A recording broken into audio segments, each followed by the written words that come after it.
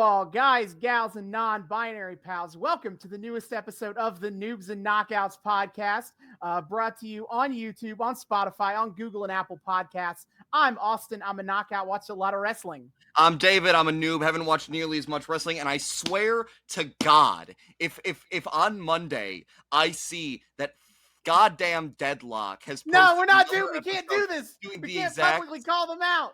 I will publicly. I am starting a feud, Austin, with Deadlock. I don't want to start a feud with the Deadlock boys. I'm starting a feud with the Deadlock boys. All right. I will put Johnny in the overdrive with my words. They've already David, I think you need to understand the repercussions is that if you do this, you're going to drag Austin in with you. Both of you are in the title of the podcast. You need to think through the consequences of your actions. Also, Jesus Christ, where did you come from? Yes, we have a guest here for our third annual Christmas episode. As keeping tradition with the Christmas episode, we bring a guest, and it's Elizabeth is back. Oh, our I believe most prolific guest to date. Yeah, one more time, she becomes the first member of our Five Timers Club. Suck on that, SNL. Oh shit, buddy. We got you. Elizabeth and Claire are always kind of like a neck and neck. So Elizabeth pulled head. Clearly, we need to have a traveling belt amongst them for the Noobs and Knockouts. I gotta plan an outfit to go with the belt. To go with, well, absolutely, and a whole makeup look too. You'll get all of. Yeah. We can't promise you a holographic belt, unfortunately, but I'm sure you can get some nice sparkly gold. That. I imagine holographic metal's kind of expensive. I don't know if I can. I don't know if we can deliver metal. On that You can one do right vinyl. Now. David, think big. We'll consult on this anyway. It's time for our third annual Christmas episode. Our first time we went to 2012 WWE, where Santa Claus was run over by a car. By the sports car of noted otherwise humanitarian Alberto Del Rio. Last year, we went to 2001, where Vince McMahon and Ric Flair held competing Christmas parties. And we saw the single hottest striptease act that anyone could have ever asked for from the one and only Mae Young. I don't think that most people would agree with you on that assessment, but okay, David, sure. Weird stuff. Don't kink shame. Hey, look. You want to talk? This motherfucker made me watch that same woman give birth to a hand. Just a hand. I've just learned to give into the madness at this point. All right. So you learned the origin story of Thing from Addams Family and Wednesday. What's your problem? Whoa. I am here for this connecting lore. No, it doesn't. I'm super into Wednesday right now, so I am all in on this. No, My parents are very into Wednesday right now. Yes. It doesn't make sense because at 12 years of age, that hand grew into like a human-sized, like 23-year-old production assistant. Okay, like that's not Thing. That is very distinctly different than Thing. All right. And then also, David, we had a Christmas episode in September earlier this year in ECW. Oh, yeah. 911 choke slam Santa Claus. Oh, fuck. I forgot about our Christmas in September. Yeah, we keep... What is it, Austin, with us watching Christmas episodes that include horrible atrocities towards Santa Claus? Because there's nothing cheaper heat than beating up Santa Claus. But 911 was the face. He wasn't doing it for heat. Well, that's because ECW are a bunch of maniacs. Normal people are a bunch of psychopaths. Don't like violence against Santa Claus. Yeah, I feel normal people do like violence against Santa Claus, though, because look at like the Santa Claus movies with Tim Allen. You have to look at that entire made-for-TV animated movie about Grandma got run over by a reindeer, including the classic song "Grandpa's Gonna Sue the Pants Off of Santa." Hey, that's Claire's kid. We like watching Santa suffer. Is basically it. Did we watch Santa suffer in the fucking horrible ass animated Grandma Got Run Over by a Reindeer? He was taken to court. He does get to go to court. Stripped of his magic powers. That's fuck. Does he get stripped of his magic? I forgot about that. I'm pretty sure he does. But we do a lot of mean things to Santa. If you look at the Lindsay Ellis loose cannon, very old video about Santa Claus, I just rewatched that the other day. Actually, that is a perennial watch for me. Actually, Lindsay Ellis videos are all perennial watches. They're all timeless. Yes, but But like, but the she got the Christmas special, so I gotta watch it around Christmas time. No, but like, I feel like there's a difference between like seeing cartoon Santa go to court, and also bold of you to assume that anybody likes that special to begin with.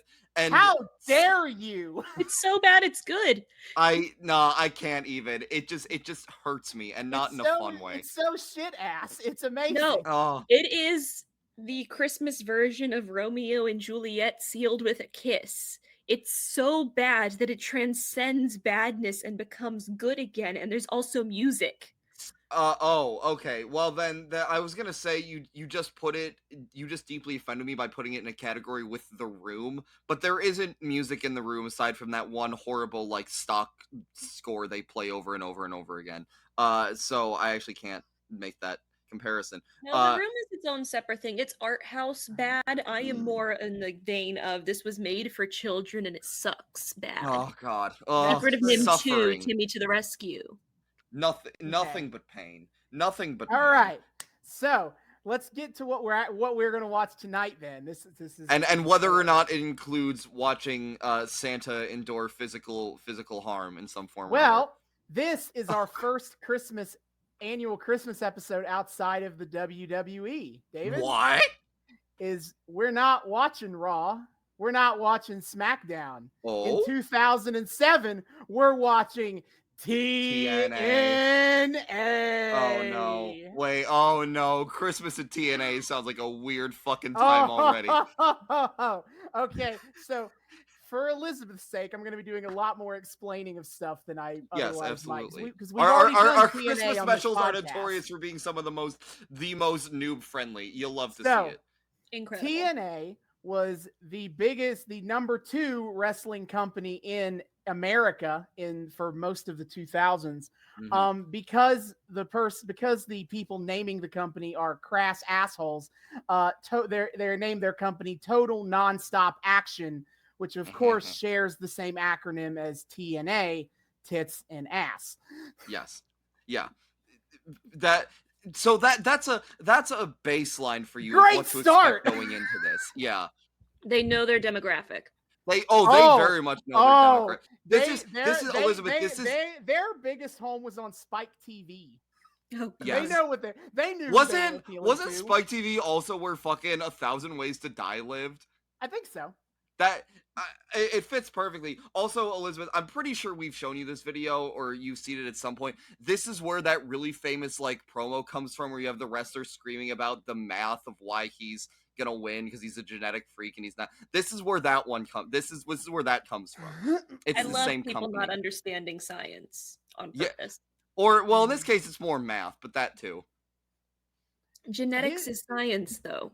Well, wait, have you not heard the Scott Steiner math promo? The say all men are created equal? Oh, okay. We'll send that to you later. We'll send that to you later. Okay. Yeah. Basically, insane shit ahead. It's 2007. We're in the peak years of TNA. Yeah, the company's a little less insane at this point. I will say it's a tiny bit more grounded. Yeah, they've calmed That's down. not saying much for wrestling, guys. Well, no. Mm-hmm. But like this company started out in a weird fucking place, like where they basically on their first ever show was saying, "Yeah, this show sucks," just the entire time. Phenomenal business. Oh, God. We don't need to go into OG TNA. Yeah. We really don't. Yeah. Early days of Glee were the same way, where like it knew it was bad and it embraced it. So we got no. There's a difference between embracing it and having They did not know they were bad. I wish they knew they were bad. Yeah, they had the leading characters of the company turn to the camera and be like, "This show fucking sucks" on its like first ever episode. Like that. Thank you for burying your own company. Anyway. So, okay, let's cover some of the big players and pieces in TNA. Yes.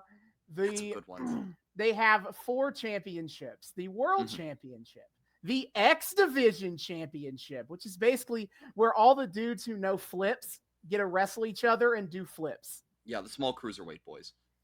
The Knockouts Division, because that's what they called their women's division, the Knockouts. And as a sidebar, the Knockouts name in ours was not intentional for me. No, I laughed very hard when David came up with the name for this podcast because I knew he didn't do that intentionally.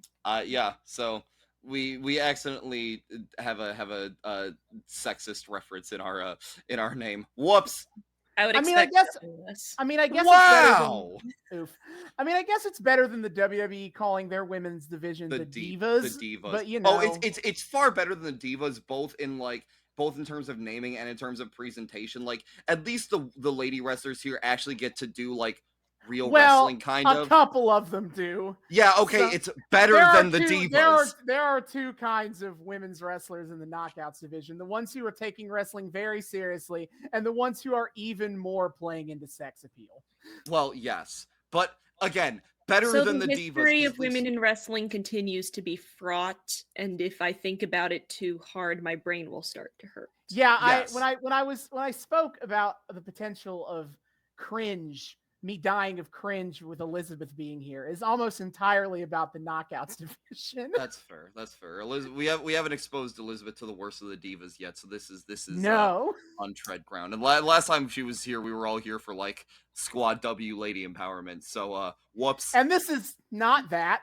No. And then we have the tag team division. That's what that is what it is. Okay. So the world champion is Kurt Angle. Oh shit! His thing is he is an Olympic gold medalist. He is the bestest at wrestling. Which is actually kind of true. Mm-hmm. And he has with him the Angle Alliance. Oh. Just a bunch of some dudes who are his lackeys now. You have AJ Styles, who is a real big flippy boy. Mm-hmm. But right now he's kind of like timid and shy in the face of Kurt Angle's obnoxiousness. Are we at dork Kurt Angle right now, or are we at like actually roided out? He's trying to play it serious. I mean, I would argue he's a dork, but you know, he's playing it serious. It's not him coming down the ramp in WWE like and your calling Olympic Santa hero Claus wants a pervert. No, your Olympic hero wants to talk to you about the virtue of chastity. No, not that Kurt Angle. That Kurt Angle is not here. Okay. Tomko, who is just the big bodyguard dude of the group. Robert Roode, he's a new addition, and his thing right now is I'm verbally abusive to my valet. Oh, Miss cool. Brooks. Oh, cool. That's his gimmick. You'll love to see it. Great. And then Kurt has his wife Karen with him, who he's here to just kind of nag at. Wait, is this pre or post? Where when pre? This is about 5 months before we were here last time. Okay. Shit gets real weird with his wife Elizabeth. Oh yes, it does. A few months down the line. Do any wrestlers have good relationships with their wives? Because the first episode you had me for was Randy Savage's wedding, and that was a time. Yeah, wait, there are plenty, but it's just not fun drama if they just have a good relationship. Yeah. Britt Baker and Adam Cole are cute on screen together. Yeah. Okay. Yeah. So Kurt Angle is kind of feuding with Christian Cage, and Christian Cage is just a douchebag. Yes. But this is the battle of two douchebags. Pretty much. Except we like one of the douchebags right now. I'm assuming we like Kurt Angle right now. I think Christian Cage is. I don't even know who is supposed to be the more likable character in this storyline, to be honest. Oh, good. Yeah, I'm like trying to think about it. I'm like, go either way. Everybody sucks and the points don't matter. Yeah, sure. Yeah, pretty much, actually. Yeah. All right. So the X Division champion, just because speaking of the Macho Man, Randy Savage, and this Elizabeth thing. Oh.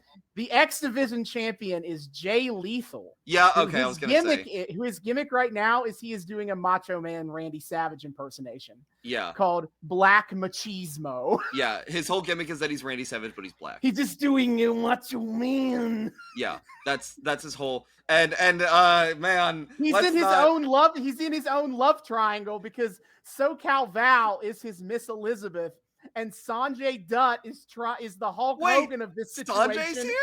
Yeah, Sanjay Dutt is here as like Black Machismo's friend, but also he keeps trying to get with SoCal Val in a very Hulk Hogan role.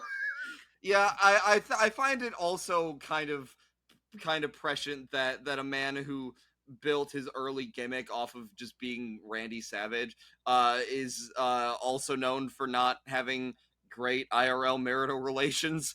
No. Whoops. It's almost like there's a pattern here. You think? Yeah, all right. So he is the Detect a pattern here. So he's the X Division champion, except he doesn't have the belt because the Dudley Boys, Team 3D, have to use their not WWE copyrighted name. Brother Ray and Brother Devon have decided that they are going to destroy the X Division. What? Because it's because the Motor City Machine Guns cost them a tag title match, and so now they're like, all of these X Division guys are soy boy cucks or whatever, and we're going to destroy them all. Was soy boy a thing in 2007? No, that's why I said it that way. Whatever the 2007 version of a soy boy cuck is. Also, I feel like you left out something very Elizabeth. The Dudley Boys are 3D. They are a tag team, or is there another one of them? We're gonna explain the Dudleys. Okay. Yeah, so they're Dudleys, basically the Dudleys are a tag team where like the idea is that their Daddy Dudley, was a traveling salesman who got around a lot, and so he fathered a lot of children, and so Brother Ray and Brother Devon are half brothers. Yeah. Yep. So it's that Floribama Shore skit that SNL did a few years ago. You don't know my daddy, you don't know my daddy. And then they say in perfect unison, my daddy's Hulk Hogan. Yeah, except Daddy Dudley is not nearly as cool as Hulk. He's not as affluent or successful. He's just he's a traveling salesman and fathered a whole stable of pro wrestlers. Yeah. Are there other Dudley Boys? There were. When they originated the group in ECW, there were a ton of other Dudleys. Now there's a Dudley girl too, isn't there? No, the Duchess of Dudley. That was the Duchess of Dudleyville, Stacy Keebler. She was. She wasn't actually okay. She was just like their mascot or whatever. Too many Dudleys. No such thing as too many Dudleys. There's a ton of Dudleys, but now we're down to two because these are the two that are good. These are the two that are good. These are the two that are good, and thus they got stuck with this stupid fucking Listen, I can appreciate such luminaries as Big Dick Dudley and their Native American brother Dances with Dudley. No! You're lying. Good night, everybody. No, Dances with Dudley is a real thing. Why? Okay, wait. I have a stupid question. Am I recalling correctly that like at the beginning of TNA, the Dudleys were rolled in with the Dupp family, or was that different? That's completely different. Okay, never mind. Dudleys had never nothing mind. to do with the Dupps. Okay, never mind. Okay. So the Dudleys are here to destroy the X Division. Rah rah. And Jay Lethal and Sanjay Dutt are standing in their way. Christ. Yeah. All right. The tag champs are AJ and Tomko of the Angle Alliance. Okay, so, fair enough. Then the Knockouts champion is Gail Kim, one of the two serious women's wrestlers on this division. Yeah, it's her and fucking Awesome Kong, right? Yeah, that's their feuding right now. Of like, these are two women who are really good wrestlers and just want to murder each other in wrestling. That's sweet. Okay, so hear me out. They team up and destroy the other wrestlers. They probably could because I'll just put it like this: Gail Kim is the top good guy of this division. The number 2 good guy is ODB, which is short for One Dirty Bitch. And her gimmick is she drinks a lot of beer and likes playing with her boobs for male titillation. You know, I just realized she's kind of the female version of Stone Cold Steve Austin. Except a little, there's an argument to be made there. Except like way more meant to be eye candy than Stone Cold Steve Austin ever was. Yeah, so great times are going to be had tonight. A bunch of the knockouts are on this episode. We're going to get the full scope of this division. You know what? As long as we don't have another motherfucking eggnog match, okay? No, there's no eggnog matches tonight. Thank the Lord. Last year we had a match where, it's a eggnog wrestling match. Eggnog. It's mud wrestling, but in eggnog because Christmas. That sounds sticky. Yeah, Thank you. I said last year it was gross. That's a gross idea. It looked as unsanitary as it sounds. Yes. It's not as thick as mud either, so there'd just be like a thin, watery layer over everything, unless you made a really thick custard. But why wouldn't you just wrestle in pudding at that point? Oh, it's hard to watch because pudding's way more fucking expensive to like fill a kiddie pool with. I assume. I don't know. As opposed to eggnog? Actually, no, not more expensive, more time consuming. Either way. Yeah. No, you just get some Jello packets, you put it in the kiddie pool, you add the water. Yeah, but then you gotta stir. You gotta stir a whole ass kiddie pool. Mm-hmm. So you have the first match to be to stir it up. No, I don't know. I'm putting a kibosh on this right now. I don't need.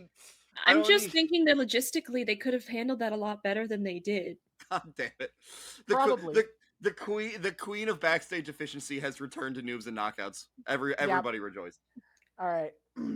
So one more thing outside the titles that's going on right now is the Feast or Fired briefcases have just been announced. So Feast or Fired is a match where they get a bunch of guys and they put 4 briefcases on poles. One briefcase gets you a world title match. One gets you an X Division title match. One gets you a tag title match with a partner of your choosing. And one gets you fired. So they brought the 4 briefcases down, and okay, I had to look this up, but Deal or No Deal came out in 2005, and you could So this is the Deal or No Deal ripoff. They absolutely ripped off Deal or No Deal. Wait, are you kidding me? In presentation, Marco's influence continues to spread far and wide. I thought this was a clear ripoff of Money in the Bank. It's a dealer. Wait, is Money in the Bank a Deal or No Deal ripoff too? No, that predate. I believe that predates Deal or No Deal. But here, let me tell you what they devoted a whole episode of TNA Impact to telling this is what they have is, okay, the 4 winners of the briefcases were Scott Steiner, who did the math promo thing we were talking about earlier. His character is basically, he is addicted to steroids and fucking women. He is the big bad booty daddy. Those two things contradict each other for a number of reasons. Well, yes. But the trick with Scott Steiner is don't think about it too hard. He's a genetic freak and he's not normal. And he's not normal. He's a genetic freak. Why does he need the steroids? Because don't think about it too hard. Yeah. Don't disrespect Big Papa Pump. He's the one who introduced this into the realm of possibility. No, Elizabeth, you don't understand. If you was to go one-on-one with another wrestler, you got a 50-50 chance at winning. But he's a genetic freak, so if you're going one-on-one with Scott Steiner, you got a 25% at best of winning. And then you add Kurt Angle to the mix, your chances of winning drastic go down. We're not doing the whole promo right now. We're not doing the whole promo. I was happy to stop at drastic go down. Yeah, all right. So Scott Steiner has a briefcase. Did they have anybody check the math? Actually, we'll send you this promo. The arithmetic checks out. The logic does not. And the best part is, again, this is we've done this bit before, so pardon any repeat listeners here. But the best part is Scott Steiner actually IRL graduated from the U of M with a bachelor's degree in mathematics.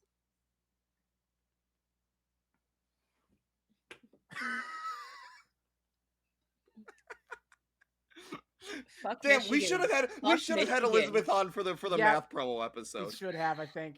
God damn it. Like math, I say, is I insist as I become a dungeon master and then get my master's in the mathiest of the public healthies. Yeah. All right, Scott Steiner. Then the next briefcase was won by Petey Williams, who has gained a new obsession with bodybuilding and being Petey. Oh shit, I've forgotten his nickname. Fuck, it's Little Petey. Shit.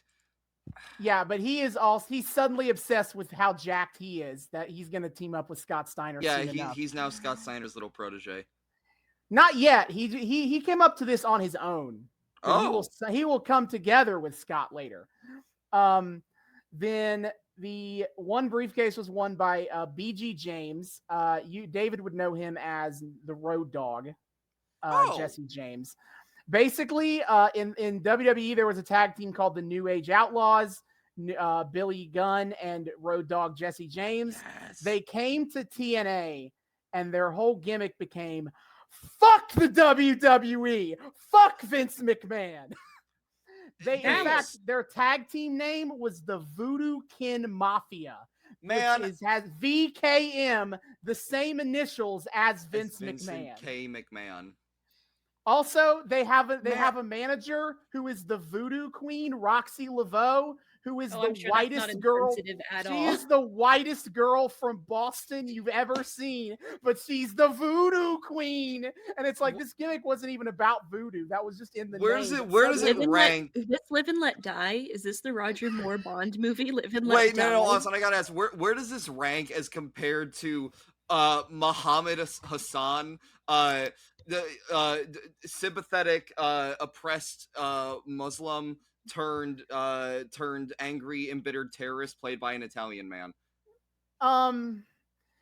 Roxy isn't really offensive except for the fact it's super weird. You got this white girl to play like a voodoo priest. Okay. So they're not like they're not going full like, blackface with it. No, she's just really white. Okay. But she's still into the voodoo. Man, I will say, why the hell did I ever dislike Billy Gunn? Billy Gunn does nothing but giveth to this whole industry. Coming on TNA and screaming "fuck Vince McMahon," giving us in the modern age "scissor me daddy ass." Why did I ever dislike this man? He is the best. He is the best of all the men, and I'm so happy to see him here. Yeah, and then the fourth briefcase was won by Shinshi, who is Loki. David, he was a lackey of Christopher Daniels, who was the Fallen Angel. Oh, hey. Which feels like it should be more culty than he is, but it's not. But what happened is Christopher Daniels insisted that Shinshi, as his lackey, give CD the briefcase. You can guess which briefcase Shinshi had. The fired one. It's the only he one. Did. He did. So Christopher Daniels got fired. Wait, did he get... firing. This leads to him becoming Curry Man. Okay. Well, in that case, I'm happy because Curry Man is great. Okay, but the briefcases, they get the 4 briefcases, and Scott Steiner wins a match where he gets an offer where he can sell his briefcase for $50,000. He can trade his briefcase with another wrestler, or he can keep his current briefcase. This is all very deal or no deal. He chooses to trade his briefcase with Petey Williams, and so what this does is, because Scott Steiner thinks that Petey Williams has the world title shot, because Petey Williams is like, I am 100% confident I got the world title shot. And of course, Scott Steiner originally had the world title shot. So BG James got the tag title shot. Scott Steiner has the X Division shot. That's and Petey Williams has the world title briefcase.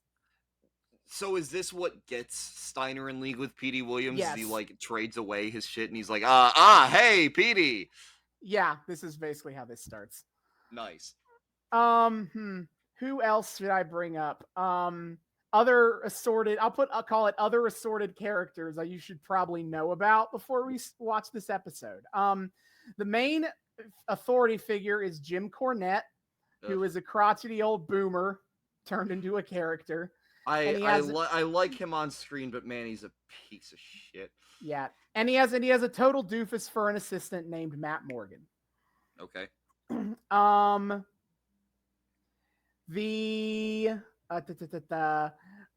main character of this episode is Eric Young, so I feel like I have to bring him up. Eric. He's not Super Eric yet. No. But his character is basically super naive. You'll see. He hosts a Christmas party on this episode, and you'll see. Is he not doing the like extreme coward shtick yet? Not really. Okay. He's just a super naive boy. Okay. This boy goes on, Elizabeth, to become a giant coward, except he has like a superhero alternate persona called Super Eric that he refuses to acknowledge is the same person as him. No, yeah. Like, it's so obviously him, but he's like, no, I don't know who Super Eric is. I'm sorry. Yeah, and it becomes a whole thing, and it's great. Okay. Yes. Yeah. Yes. Okay. Right. All of the weirdos who like hardcore matches are in a match together tonight. So I'll just quickly run through who they are. Okay. You have Abyss, who is like, he is like a big scary monster dude, except he's a babyface now. So but like his original thing is like he like shot his mother or something. He like killed his mom. Wait, is this Dustin Rhodes? Crazy. No, Dustin Rhodes is later. Okay. His backstory is extremely convoluted and weird, and I don't remember it all right now. Okay. But he is big scary monster dude, except he's a good guy compared to these other two people. Black Rain, who is Dustin Rhodes, except Dustin Rhodes at his most fat, his most depressed, and his most hopped up on drugs. Oh, man. He is in a terrible mental space, and also he has a pet rat because he's weird. Does the rat factor into the wrestling at all? He did have a match where he, like, after he beat a guy, he, like, opened his bag where the rat is and then tied the bag with the rat in it around this guy's head. And the implication on him. Yes, the implication that the rat was chewing on the guy's face. Oh man. Oh, I knew I'd have to confront Black Rain at some point. Fuck. Yeah. And then also Relic. His gimmick is I'll go ahead and explain this, and I think you get the gimmick. You see, Relic is killer spelled backwards. Oh. I thought it was a religious thing, but go on. No, it's Relic. Does he have a hockey mask? No, he has he has an extremely weird mask, you'll see. Okay. But he literally came up, he originally, like, on the indies made this character Red Rum, which is the exact same thing, but it's murder. Yes. And they're like, and TNA, a direct shot. And they're like, that's Relic. a Shining reference. We can't include that without getting copyright hit.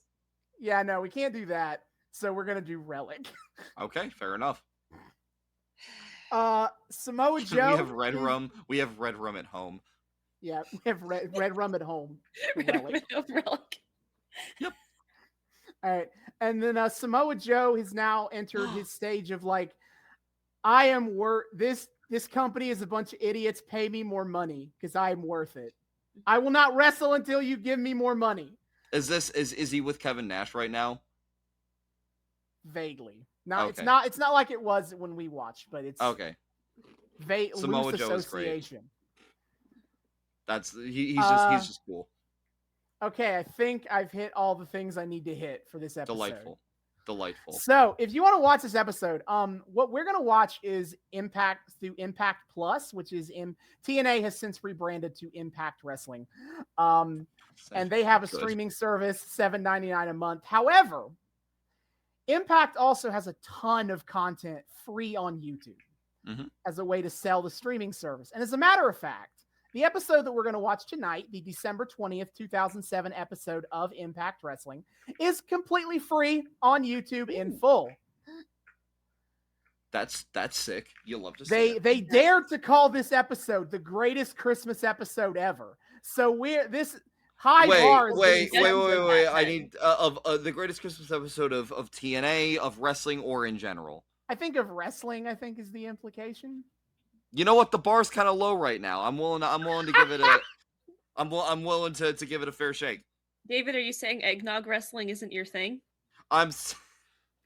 You have to watch John Cena throw a bowling ball into some dude's testicles. I don't know why you're unhappy. It's to defend the honor of Santa Claus.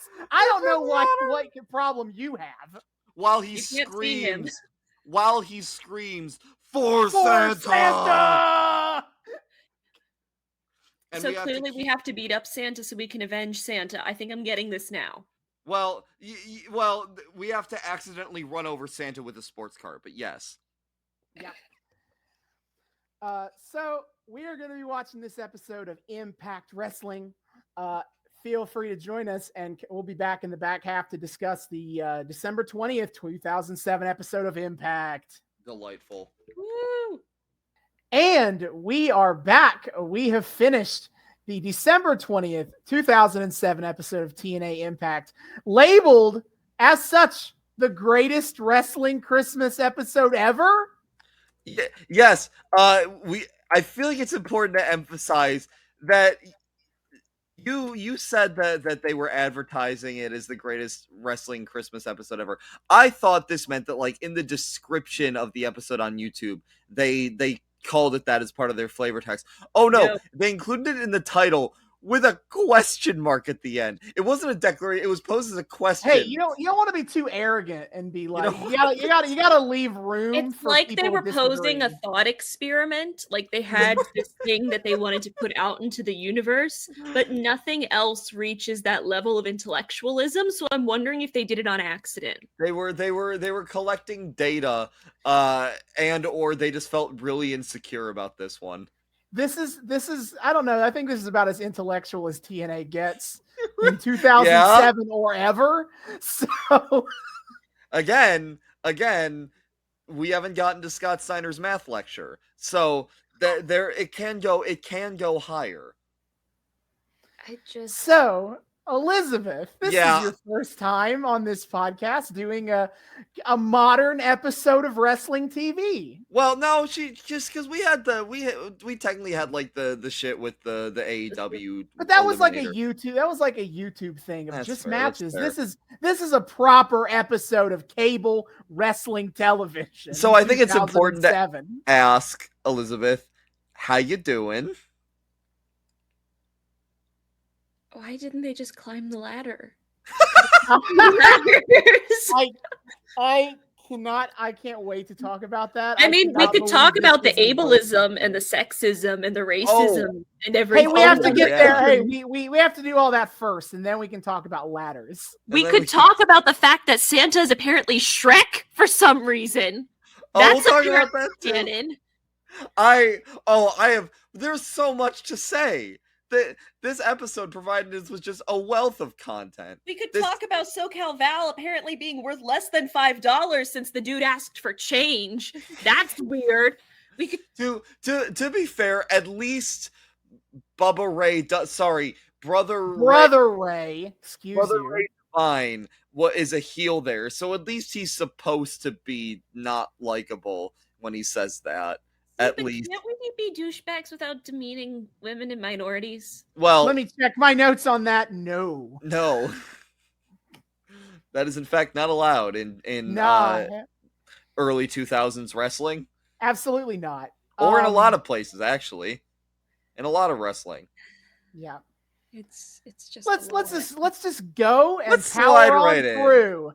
Let's open this gift that TNA has left under our proverbial podcast With Christmas tree. This absolutely ridiculous hype video about the spirit and meaning of Christmas, but in TNA, that's just an excuse to kick ass. Yeah, and then the fucking video package goes, "Shut the fuck up, Santa." We started in such a weird place because it's describing all of the fights and everything, and it's like your standard stuff. It's like, oh, let's put a bunch of women into a ring together and have them fight each other. Let's have a weird gimmick in a cage that's covered in Christmas lights. You've got your double North Pole match or whatever. You've got your, hey, here we put a bunch of weapons in a pile, and they're just going to hit each other with it. And then you have your ladder at the end. But it just...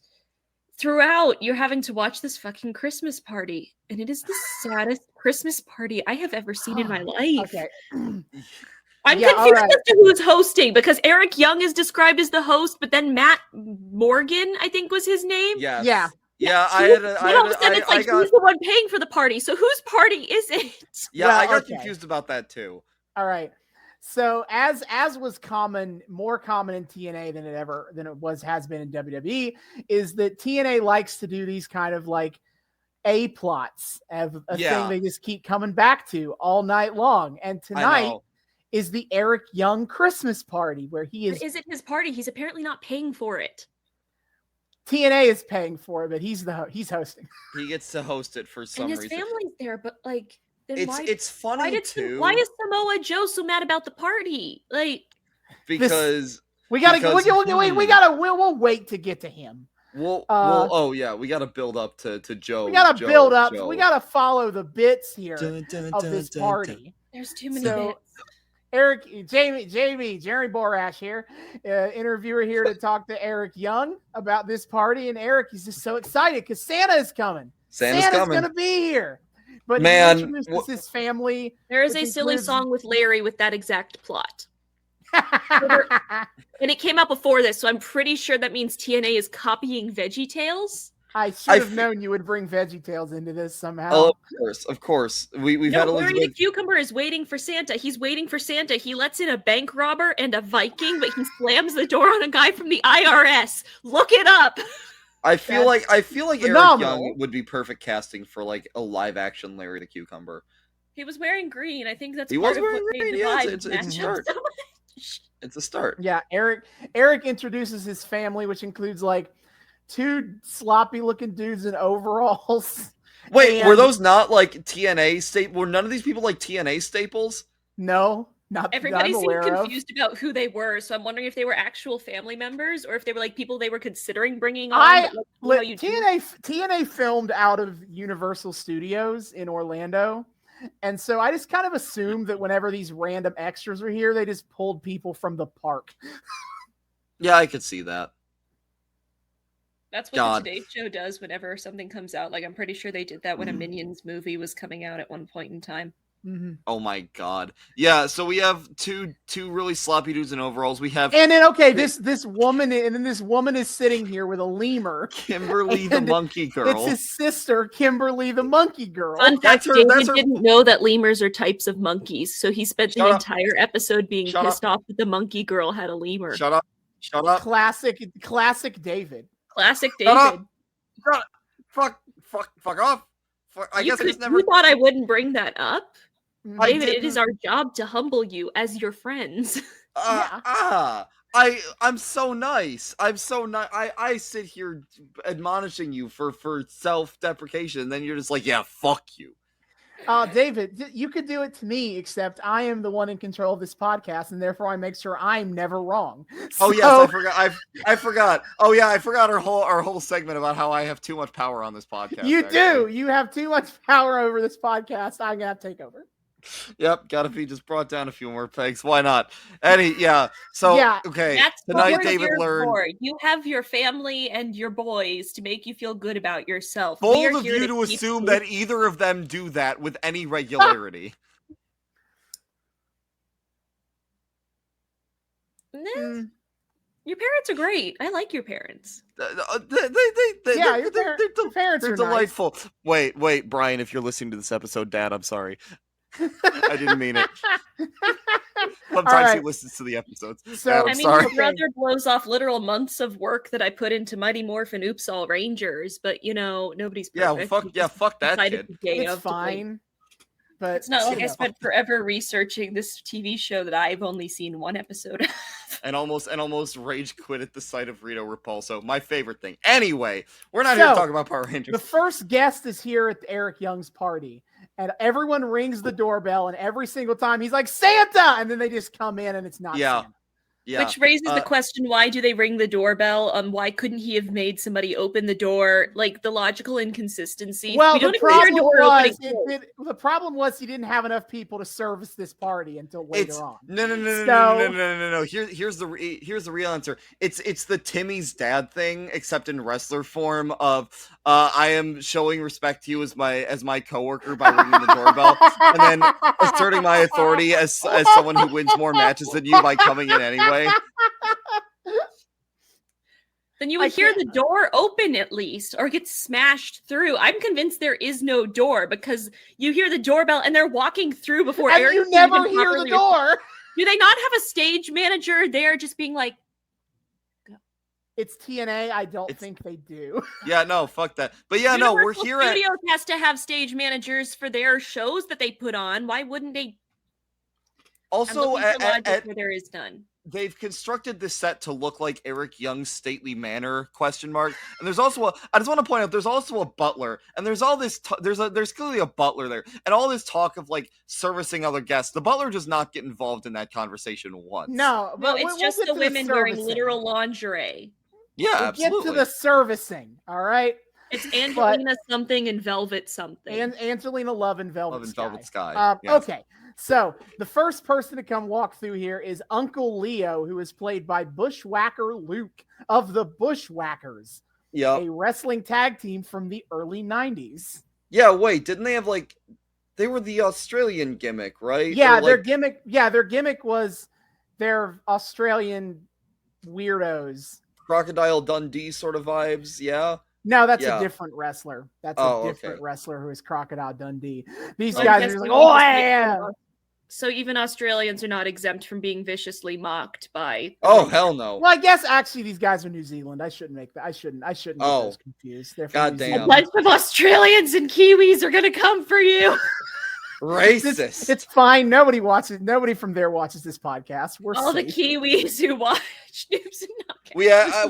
We actually have a very solid New Zealander listening. Come page. at me, Kiwis. How the fuck fierce do you think you are named after a fruit? Yeah. It's a bird. I don't. Shh. So everyone starts doing the bushwhacker dance where you move your arms up and down and stomp around. Oh, is that what that was? Yes, that's the bushwhacker. Okay. That's the bushwhacker dance. Delightful.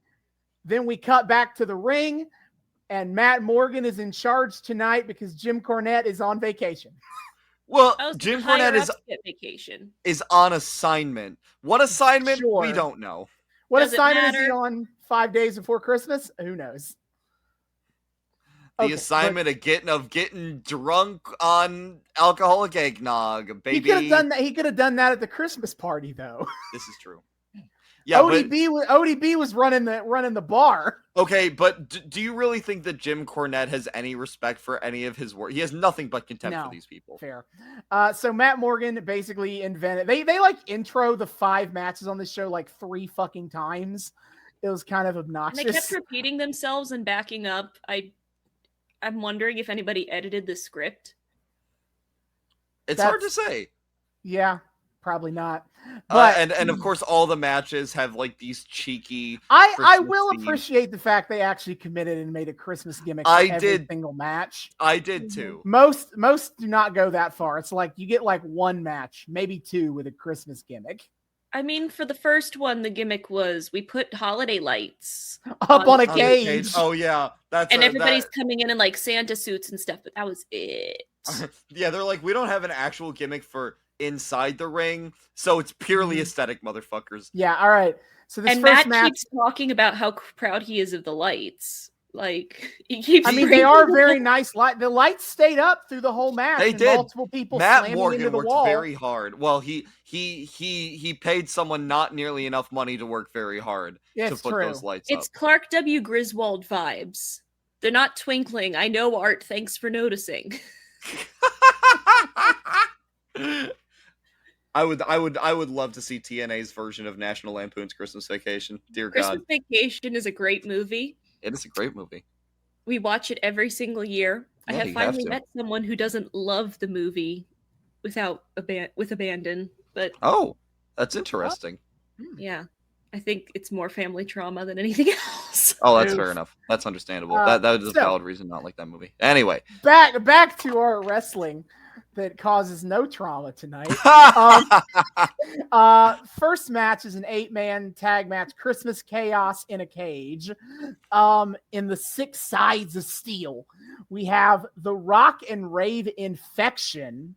Yes. Which this is before they become the greatest tag team ever, where they get Guitar Hero guitars and start playing them to the ring. Wait, I thought the Guitar Hero guitars were always part of the gimmick. No, I had to look this up, but no, not originally. No. Well then, so why infection? Of all the words they could have picked, why infection? I couldn't tell you that. I feel like it's. Are they contagious? Do they give you a fever of some sort? I feel like it's somewhat common, rock and roll or hardcore music parlance, to be I don't know, you're infected with the fever of rock and roll or whatever. Or alternatively, which member of this group do you think has an STD? Because it can't be Jimmy Ray's. Trick question, it's all of them. Because I was the Rock and Rave infection. Jimmy Rave is in the group, so he's the Rave. Yes. Is Christy Hemme the Rock or the infection? Or is Lance Hoyt the Rock or the infection? Yeah, what so that's where they get Rave. Where do they get Rock from? Well, okay, I am going to argue that Christy Hemme is the Rock because later she sings like the high notes when they come out, which means, of course, Tramp Stamp Lance Hoyt is the one with the infection. But first of all, yeah, why the fuck wouldn't he just name himself Lance Rock or something? Nah, he has to keep the name Lance Hoyt, but he's in the Why? Rock and Rave infection. Why? He's not opposed to changing his name later in his career. These days, he's fucking Lance Archer, and that's a sick name. Yeah, I couldn't tell you. But the Rock and Rave infection are out here. James Storm comes out. He is a cowboy, and he likes drinking beer. That's it. That's inferior cowboy wrestler who likes drinking beer. Inferior, yeah. And he entirely. Wears very true. And he comes out in a Santa beard. Yes, and like a cowboy hat still and sunglasses. And there's Robert a lot Roode, of really cheap Santa beards and suits in this episode. Oh yeah, we can only afford so many. I'm afraid. we spent all that we reusing them. No, because they splurged on the Christmas party. This is where all the money went. They put all the money in this episode into getting the sound stage from Universal to host this Christmas party. Yeah, recreating Eric Young's stately manner and hiring that butler that does nothing. Mm-hmm. And then Robert Roode comes out with Miss Brooks, his valet. Everyone in this match, with the exception of Booker T, Scott Steiner, has a valet. Rock and Rave infection has Charnel, Christy Hemme. Yeah, Booker T's got his wife Charmel. LAX has the member of the Latino nation. Robert Roode has Miss Brooks. James Storm has Jackie Moore, and Rock and Rave infection has Christy Hemme. And I mean, to be fair, soon enough, Scott Steiner will have Petey Williams. He's just a little bit off from that. Speaking of the other members, we get LAX, who their gimmick is their Latino. Hernandez is criminals here as well. Right now, their shtick is that their friend, who is a member of the Latino nation, we do not have a name of this person. They are in fact completely covered up. So I don't even know who this is, but it is a member of the Latino nation, decided to attack Christy Hemme for reasons.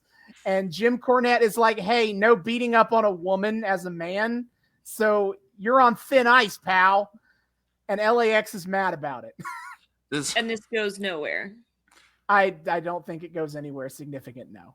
There's not a big reveal of who the member of the Latino nation is. No, there is not. They will eventually get Shelly Martinez to have a female member in the group, but she is completely different from the member of the Latino nation. Well, shit. Well, look at that. We managed to get 2 isms in one fell swoop. Hey, yeah, brother. It's all about efficiency around here at TNA. Hell yeah. If it's about efficiency, why did some of these drag out so goddamn long? Because the work rate, Elizabeth. You got to have more wrestling per wrestling. Hey, yeah, Samoa Joe was not happy with the amount of wrestling on this show. He wanted more. Samoa Joe was not happy with the amount of anything on this show, especially money in his contract. Yeah. Then Scott Steiner and Booker T come out. They have an 8-man match. I mean, it happens. Stuff. They just kind of fight with each other. I've seen in this single cage match more overhead throws into the cage than I think I've seen in every other cage match I've watched combined. Everyone got thrown overhead at some point, head fucking first into this cage. Mm-hmm. They were just they were just all going in on that wall-based offense. They were all just doing basic moves on each other. I was very sad. I admitted, because I wanted an excuse to talk about it. I wanted Homicide to hit his signature move, of course, the Gringo Killer. I wanted just to have an excuse to say that happened.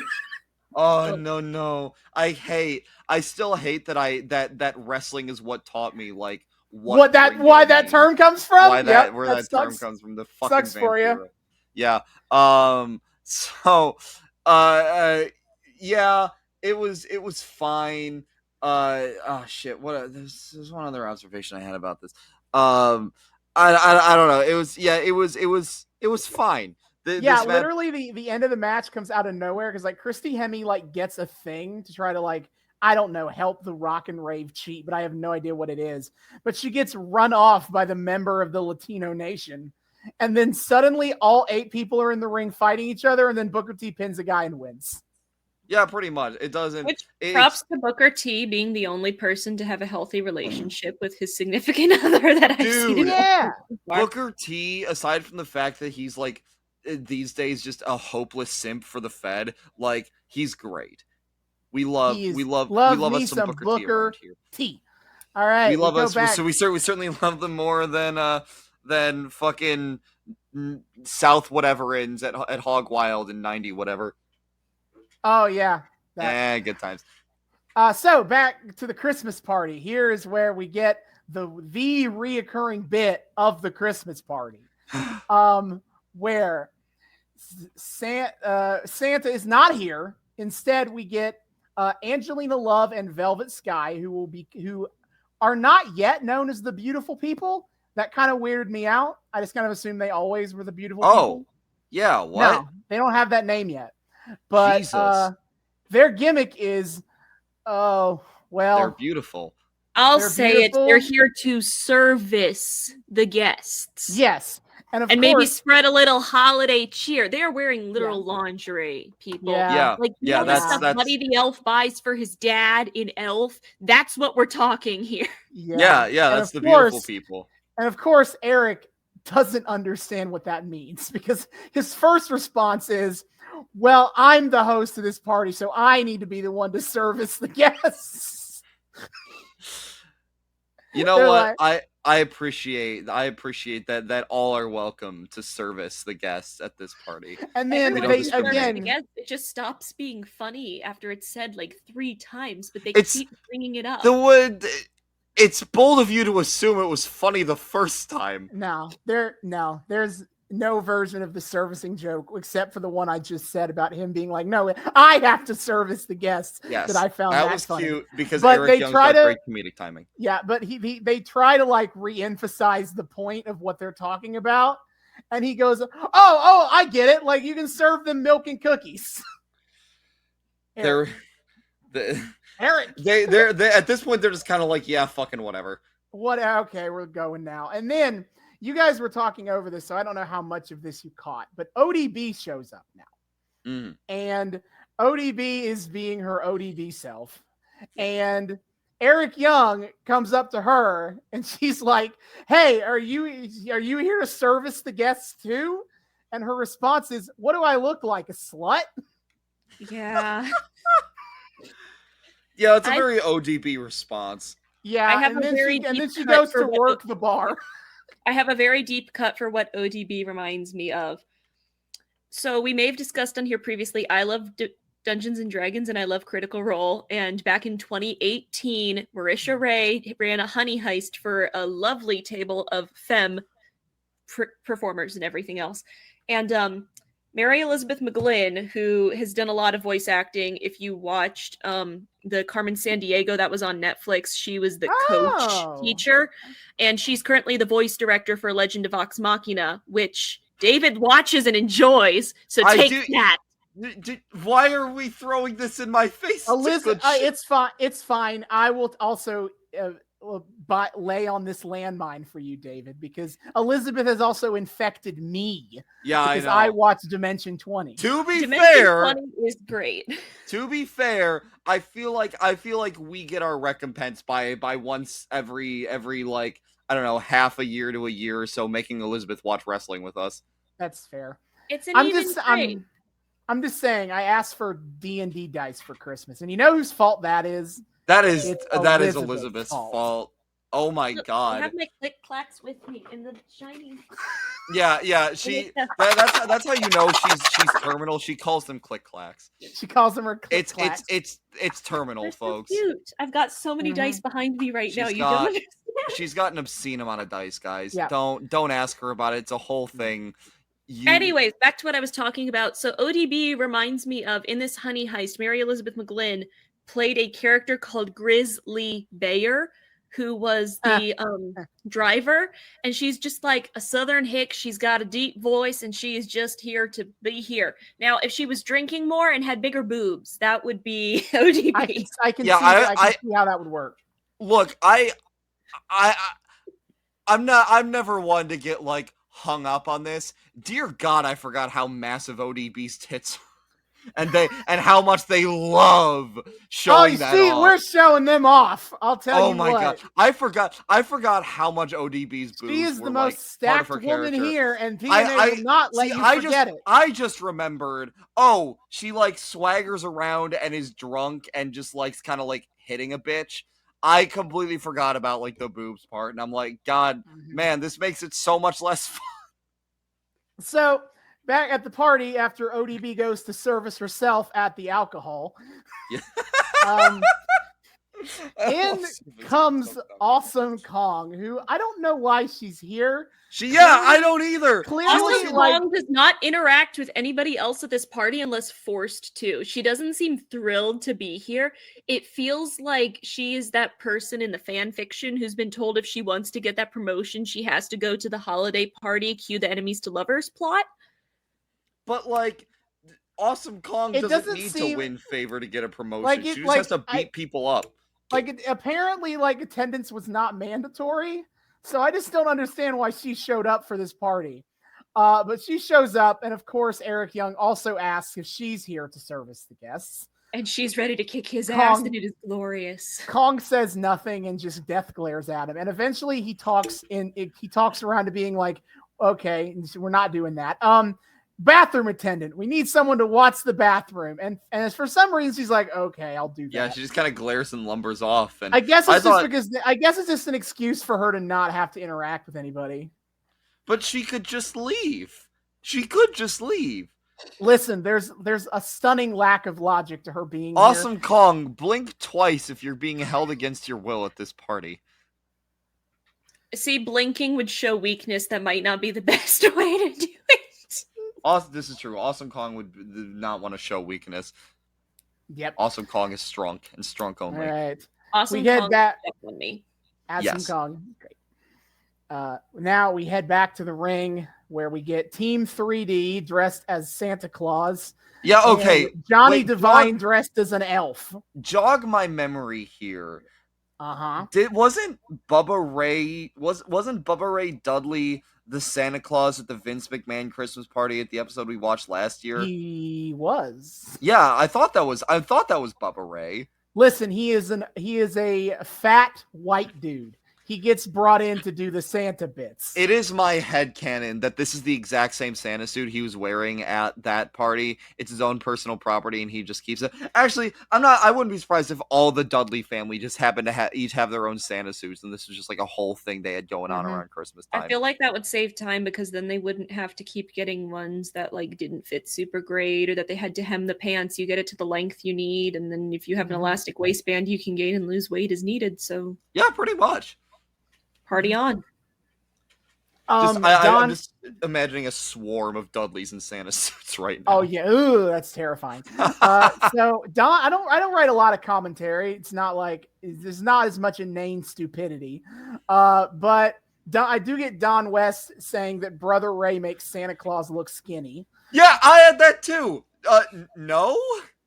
Let's hear it for the fat jokes. Yeah, he's not all that like obscene. Listen, it's fine. It's fine because they're heels, so it is okay to fat shame them. Actually, you shouldn't fat shame anybody, Elizabeth. But listen, you don't understand. We've talked about this a lot on this podcast, but you need to understand that if you're a baby face, you can get away with anything as long as you are the designated good person, and we mean.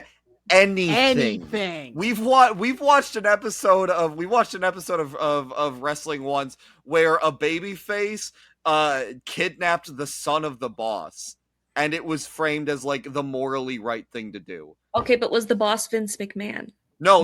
The boss was Ric Flair, which is not much better. It's not much better. And still, what the fuck did David Flair do wrong? David Flair just got caught in the crossfire. It's the but name. no. It's Yeah. not the name. Austin David's a agreed very with me. punchable name. He does have a pretty punchable name and face, as a matter of fact. But you know, David, it's not even your real name.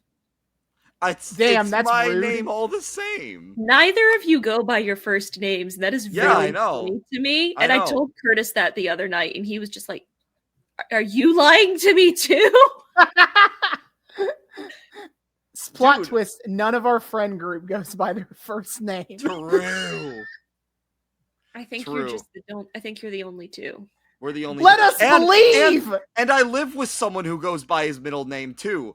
I thought I was like the only one, and now I have like at least 2 really close friends who do the same thing.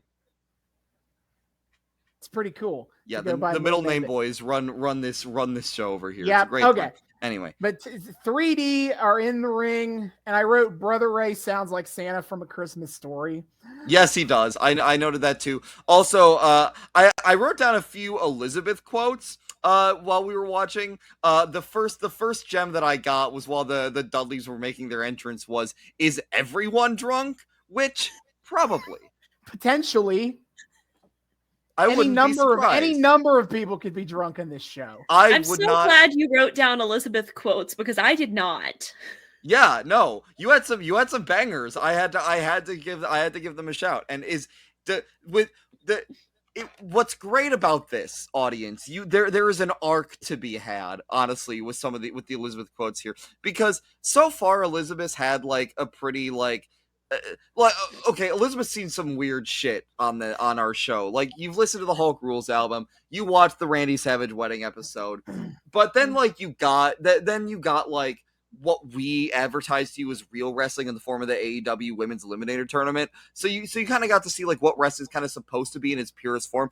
And now we've got you here, which is like this weird middle ground that looks like it's supposed to be nightmare realm. It is TNA. Because it parades Is this itself. what you guys watch? Sometimes. Sometimes. No. Sometimes yeah. this is what we watch. Sometimes this is what we watch. Sometimes it's even fucking worse. But That's like true. TNA in 2007 portrays itself as like what we showed you like AEW in the 2020s and I have to be. hold your horses on that point, because I have a note to bring this up, to bring that up. Okay. Okay. But But either way, there's a we'll come down. back to I'll this. just say there's a downhill arc to be had for Elizabeth, and I think that's because how we've conditioned her thus far to view wrestling, and how it relates to the nightmare zone that we dragged her into. We have given Elizabeth a curated good look at wrestling so far. Okay, no, we haven't. We showed her 1 good thing and 2 absolutely unhinged things. We just happen to say, yeah, the unhinged things kind of don't count because they're stupid and ridiculous, and this is like the dumb version of wrestling. I'm realizing I know what I want my 5th episode to be. Oh no. Oh no, what? The last match. I want us to talk about the last match. Yes. Well, any of us need to see the last match. You guys have taught me so much. I think I need to wear my Phantom of the Opera t-shirt and teach you a few things. Oh, I know these things, at least to some extent. I don't know if Austin is up on the Ramin lore, but I know some of these things. But I'm also, not. like, any of us need to see last match first. I want to do it based purely off of the Instagram stories of its 2 stars. But That sounds about right. like last match, not to get off topic, but to get off topic. Last match brother. seems weird because like it I think it takes place in kayfabe, so that'll make it really interesting to talk about. Austin, I just need to point out you said, "Oh brother." I think it's supposed to be, "Oh brother." I'm gonna leave now. I'm sorry. Please don't, but like, you don't get to escape talking about what's about to happen on this show. No. None of you get to leave yet until we get through this. This segment. No. I'm just fine. I'm not trying to leave. I've seen so much worse. This is fine. I was concerned when you said something about blading. So we've survived this, and there was I a ton of blood. I have my disappointment in the Silent Night bloody. Okay. overstated. Austin, you and I are on the same wavelength tonight. But- Everything you say you have a special note on, I also have a special note on. But we are not there yet. We are so in sync. The hive mind is at full capacity tonight. It is time to go there. Okay, so the brothers Dudley are here to dress as Santa. They have like a chair to sit in, and they want to bring out Black Machismo and the Motor City Machine Guns to apologize for their actions. And then immediately you can smell bullshit on the wind. But who knows? But this didn't feel like 2007 for a hot minute. It felt like 1997 because guess what? We brought out Little People Impersonators. The micro wrestlers are here, and of course we're gonna be fucking weird about that. Okay, and this is where I made a note of as the little people are getting in the ring here for this stupid shit. We get a cut to a fan in the crowd that says the sign that says TNA, we are wrestling. And this is what TNA markets themselves as. This is wrestling for the wrestling fans who have been alienated by WWE stupid bullshit. Sports entertainment. This is the show for you. Sports. Where we have Team 3D dressing as Santa. We have Brother Ray Dudley dressing as Santa Claus. Dressing as Santa Claus. Is Brother Ray not a Dudley? No, they have to, because WWE owns the fucking Dudley name, I'm pretty sure, they have to go by the Divines. No, they're not the Divines. Johnny Divine is not supposed to be related to them. They are just Brother Ray. I thought I saw Brother all three Ray. of them were Divines. No, it's just Johnny Divine. Okay. But Brother Ray is sitting on a fucking chair dressed as Santa Claus, bouncing little people on his knee and pretending they are children, asking Santa for what they want for Christmas. Oh my god. It was so awful. This is wrestling. Yeah, the no more perfect mise-en-scène could you find than the cutaway from the fucking bigoted against micro wrestlers to it's so that is art right there. Whoever said wrestling isn't art is a fucking liar. That right there is high concept. It's just awful to watch. It's not great. I will say one thing that helped keep me distracted during this segment was Brother Ray Claus brings the fake Black Machismo and Motor City Machine Guns one by one onto his lap, and he's like, "What do you want for Christmas, little boy?" And you see them whispers in his ear. I want to believe that in reality they were whispering just really vulgar shit into Bubba Ray Dudley's ear. I want to believe that they're just saying fuck cock, fuck shit, cunt, bitch. Yeah. Sounded like Goldust and his Tourette's gimmick. What? Have I not ever mentioned the time where they gave I don't want to think about that right now. Tourette's? No. Goldberg Cartman. Anyway, there's a lot to unpack there. Yes, there is. So let's focus on what we are here to unpack. The little people. Yeah. So first you get Sabin, and Sabin he whispers in his ear, and then he goes, "You'll shoot your eye out with that kid," and then just chucks him. And does admittedly a quite good impression of this Christmas Story Santa going ho ho ho. Yeah. So then he gets the little Alex Shelley, and he's like, "You want a new computer?" And I don't know what kind of insider term bullshit he's on right now, where he's like, "Oh, so you want that so you can so you can talk yourself up like a mark to 38 people on your MySpace page?" Yeah, he basically accuses Alex Shelley of keyboard warrioring himself on 2007 wrestling forums, which is so deeply funny to think about on a number of levels. It's such a dated remark in so many ways. And also, I didn't realize Bubba Ray Dudley was capable of making such observations about the internet. Yeah, who knows? And then he gets Black Machismo. Yes. And here he is like, "Oh, what do you want for Christmas, little boy?" Oh, God. And Black Machismo's answer is apparently one night with SoCal Val. To which Brother Ray is like, "Okay, I can help you with that. Here's $5. And make sure to bring me back the change." Zoinks! Zonks! Zikes! Well, as Elizabeth pointed out, when the fuck did we walk into a Rocky Horror screening? I'm sure you're not spent yet. I've got change for a nickel. It's just cheap. It feels like they're ripping off a bunch of different, funnier things. Yes. Well, yes. That is when a I majority think of wrestling. When I think of the Dudley Boys, I do think cheap. On a number of levels. Yeah. But okay, and then after that's over, we get one more stupid joke from Brother Ray because Brother Devon is like, "Hey, what about me? Why don't you ask what I want for Christmas?" And Brother Ray's like, "Don't worry, Devon. The I already Dudleys got take you what they you take wanted." this whole Santa thing very seriously. He's like, "Don't worry, Devon. I already got what you wanted. That new version of Scarface you were looking for." And he looks directly at the little people and goes, "Say hello to my little friends." At which point, fake Motor City Machine Guns and Black Machismo start beating up on the Dudleys, which As they should. As they for should. Like but 2 also, seconds. I have questions because so they were fine being the object of ridicule at the behest of the Dudleys up until this point, but that was their breaking point. Was a cheap Scarface joke. They mean, can't stand no more. I don't know what you want. I guess maybe they just really fucking hate Al Pacino. But then the Divine and the 3D start beating him up.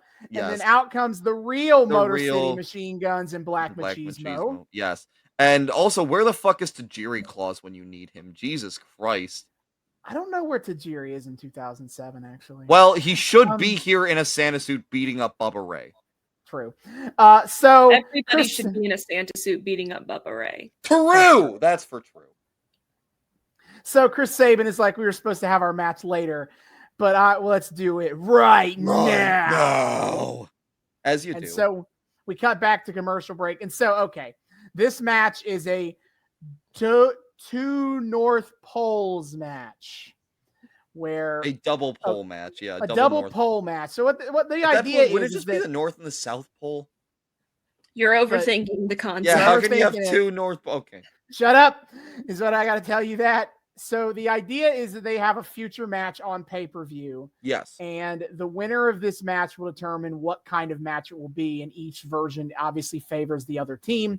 Where in the Motor City Machine Guns are trying to get an Ultimate X match, which is a match where they hang a big X up in the middle of the ring and you have to go climb for it. Like climb like poles and then like rope walk your way to an X. So a match that favors the X of it fucks the Dudley Boys who are large and not mobile. Meanwhile, the Dudley Boys were trying to angle for a tables match, which is obviously their fucking thing. They love putting people through tables. You refuted this, but I'm pretty sure I remember having a riff in a previous episode that had the Dudleys on it about someone on commentary making it sound like the Dudleys get horny over putting people through I don't tables. remember that, but I don't remember when, but I remember that bit that we talked about this. Dudley lore of this. So the Dudleys are just trying to get off. Tables match that they were competing for too. I think it was something like that. It was like a special kind of table. Yeah, I remember thinking how satisfying it would be to just throw someone through a glass table. We have seen that on this show. Having seen people thrown through like glass panes, it's a good time. But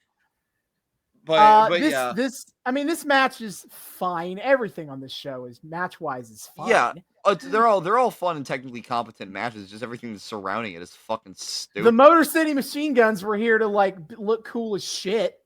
Oh my god, I mean, MCMG is a pair of two insanely talented workers who are brilliantly in sync. I mean, when you called them in our first TNA episode like Proto Young Bucks, like, yeah, that's pretty much exactly what it is. Like, they feel like Young Bucks 1.0 of like a revolutionary tag team that can just take the game to another level. And they are really good to watch. Like, this was one of the matches that I think I was paying attention to more, because it wasn't just we've got a pile of shit on the ring and we're just kind of hitting each other with it. This was like they are throwing each other places. They are teaming up on each other. There was one point where like one of them kicked high and the other kicked low and completely knocked the guy off of his feet. Oh yeah, so good. The stereo moves from tag teams like that are phenomenal. We gotta show you Young Bucks. I kind of just realized this was the only match that had no real weapons to it. Like the cage has the cage. There was a lot of broken glass and baseball bats, and then the women all fought with a box of toys, which is not as gross as it sounds. Thank God. They went with the less gross, and then obviously the ladder. So the you gotta don't have the get ladder. Me started on the ladder. We're gonna get you started on the ladder. Just I got real mad in this. I got real mad this match because Team 3D chickened out on wrestling in the Santa costumes. Mm-hmm. They took it off. I know what. To be fair, the announcers did discuss pretty early in that the Santa costumes were inhibiting their movement, whereas Black Machine's moved in like his swishy pants, and he's just maybe that's there. Well, that's what you get for dressing up like Santa, like a couple of jackasses. Now you got that's how announcers sold it. But also, it's wild to assert that Dudley Boys have much mobility to begin with. Like the whole point of them is that they're giants. They lumber around and like hit people and throw big people. Man punch hard. Yeah, pretty much. That is kind of their whole gimmick, which I will say does make for an interesting dynamic in this match, because like you get obviously your cruiser versus giant matches and they can be fucking sick, but it's rare to see that in tag team form. Which like you will see it sometimes, but I think this played it up in a really interesting way, because Dudley Boys are two men who, for the most part, keep their feet very solidly on the ground, and Motor City Machine Guns are practically sprouting wings out of their backs at all times. They are flying across that ring. They are bouncing effortlessly on my God. bouncing ground. Again, if you liked that so much, we need to show you a Young Bucks match, because that shit just gets cranked up to an 11 with them. With those, it really puts the choreography in fight choreography. It's absolutely fantastic. Yeah, I love it. It's good. That's such a dirty word in wrestling, David. Choreography. Oh, I know. They hate when you call it. Hate it when you say things like that. But it's fight choreography. You have your fight coordinator, and they choreograph the fight, and you do the fight call before the show. I mean, it's like the dance call. You got to practice throwing Aaron to bait to make sure you don't drop him. Yeah, but back in my day, of course you called it out. You called it improv out in the ring, and there ain't no flippy-de-doos that are killing the business. The fans know it's fake. There's a whole section of the wrestling fandom online, Elizabeth, that just that hates this sort of shit and gets really mad about like the flippy stuff, because I don't know, they're it don't look like real fighting. It don't look like real fighting, and it's not. I'm sorry, you don't want to see the Rogue take the Barbarian down? No, they don't. They just want to see Hulk Hogan hit the boot in the leg in the 1, 2, 3. No, a lot of I raise you another Critical Role moment: the Darrington Brigade one shot that they did a few years ago. I don't think the types of people who complain about spot monkeying in wrestling are the types of people who would watch Critical Role. I think Critical Role is too cerebral for them. Okay, but hear me out. So this was a particularly stupid one shot. This is where you have the one woman band as a PC.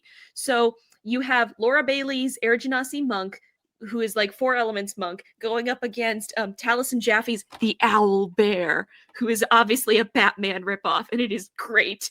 And the Owl Bear is a rogue barbarian multi-class. So the monk comes in, does a couple stunning strikes, gets a few good hits in, and then Taliesin is like, okay, no longer stunned. Good. My fucking turn. Turns around, gets sneak attack, rages. It's just so good. It's just so good.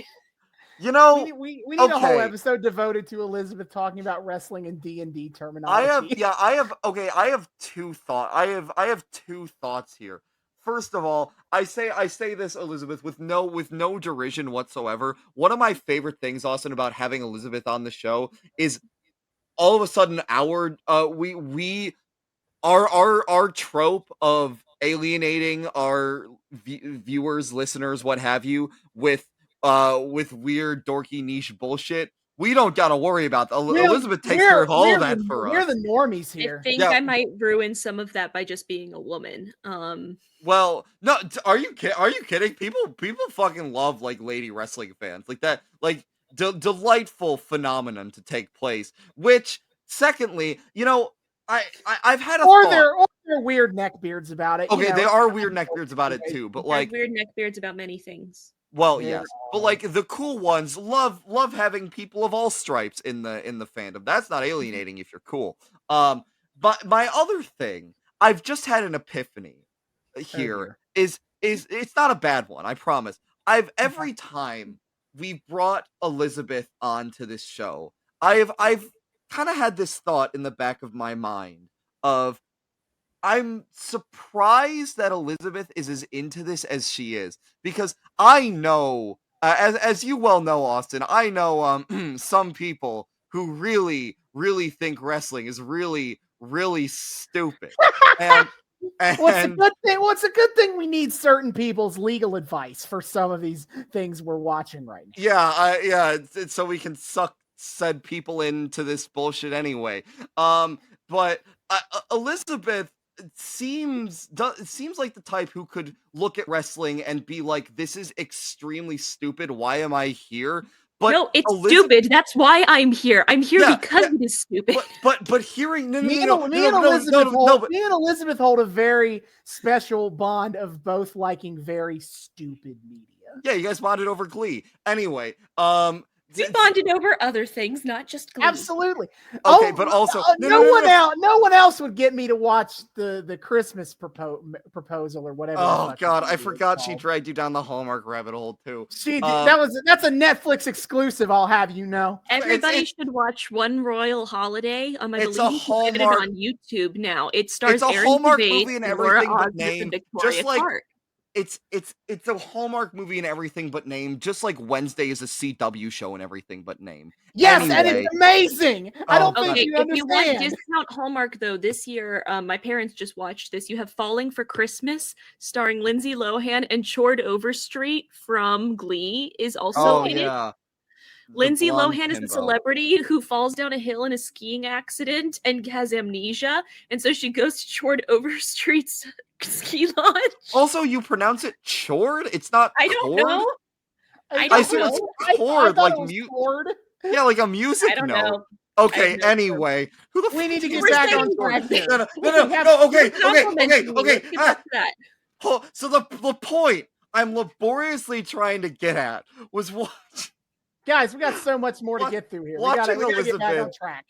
Watching Elizabeth describe that fucking Sam Riegel owlbear spot was like watching Austin or me describe some cool like work shit in ring, and I'm like, oh, Elizabeth is perfectly tailored to be a wrestling fan. It's kind of real life D&D, just without as much magic. It's like what if LARPing people looked a little bit less dorky? Yeah, literally, wrestling is just LARPing. It's not improvised though, and that's part of the thing. Well, sometimes it is improvised. It has its improvised elements to it. Like it's pretty common practice for people to call elements of the match like in the moment with each other.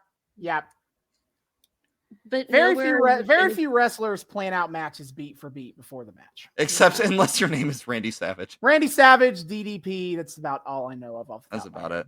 Who do that? No, I'm always thrilled when you have me on here.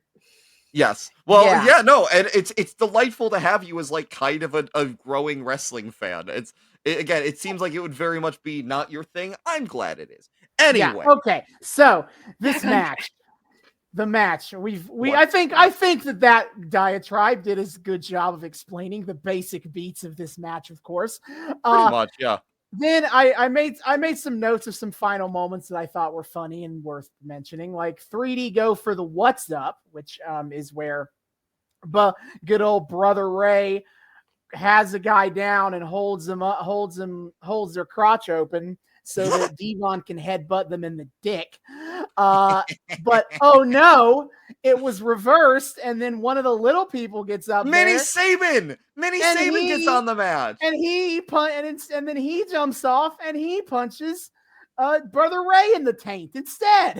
That was a great moment, and it, again, based as you should, beat up the Dudley boys for their ableist bullshit. Basically, it felt like at a certain point, all the little people that were still out here, like, wait, who gives a fuck if we interfere? And so they just show up to help Black Machismo and Motor City Machine Guns whoop the absolute ass of Team 3D. Yup. And then the X Division Bros win. Yup. So we're getting Dudley boys. They were beautiful to watch. It was great. 10 out of 10. I loved the outcome of that match. MCMG is great. Again, I've seen Alex Shelley live, and he is even in the year of our Lord 2022, man is a specimen. Fabs. And then back to the Christmas party. We are back. They're singing Christmas carols. We're all having a good time. The Bumpkins I mentioned earlier try to go to the bathroom, and Kong doesn't let them through, and Kong just whoops their asses. Yeah, and then they are never seen again. Awesome Kong. They clearly died of holding in their bladder for too long. Awesome. I Kong forgot to mention when Kong came in, Eric Young had a great line of, "I think your mittens look very warm," because she's wearing her fight MMA boxing glove hand gloves. Awesome Kong is in full gear here. And again, it's great. She's taken her bathroom attendant role very seriously. Only Santa is allowed entrance to the bathroom per Eric's request. And then big sexy Kevin Nash Nash is here. And honestly, I had the epiphany as he walked in with his flowing white locks and his big white beard. I would love to see Kevin Nash play Santa Claus in something or other. Mm-hmm. I think casting Hulk Hogan as Santa with muscles way back when was a mistake. Should have been Kevin Nash there or anywhere else. Please give me Kevin Nash as Santa somewhere. I know his hair's shorter these days, but I would pay such good money for Kevin Nash as Santa. Fuck. David wants Kevin Nash as Santa the same way that my mom loves Kurt Russell as Santa. Yes! That was my thought, is he would be comparable to like a fucking Kurt Russell Santa. That's my Kurt Russell Santa, is Kevin Nash Santa. And he's from Michigan, so much the better. Yeah. So Kevin Nash comes in. Immediately, the beautiful people come to service him. Yes. And him and Eric have a slight conversation about how we're breaking down the servicing duties here. And then ODB just yells over from the bar and starts calling the beautiful people sluts. And then when they come over to fight that, she grabs the punch bowl, throws it at the beautiful people, and they just start brawling. ODB really does not like the beautiful people. We and know it's she doesn't. Every she time. Hates the beautiful people. Internalized misogyny. A little bit. Shit. But basically, this is set up.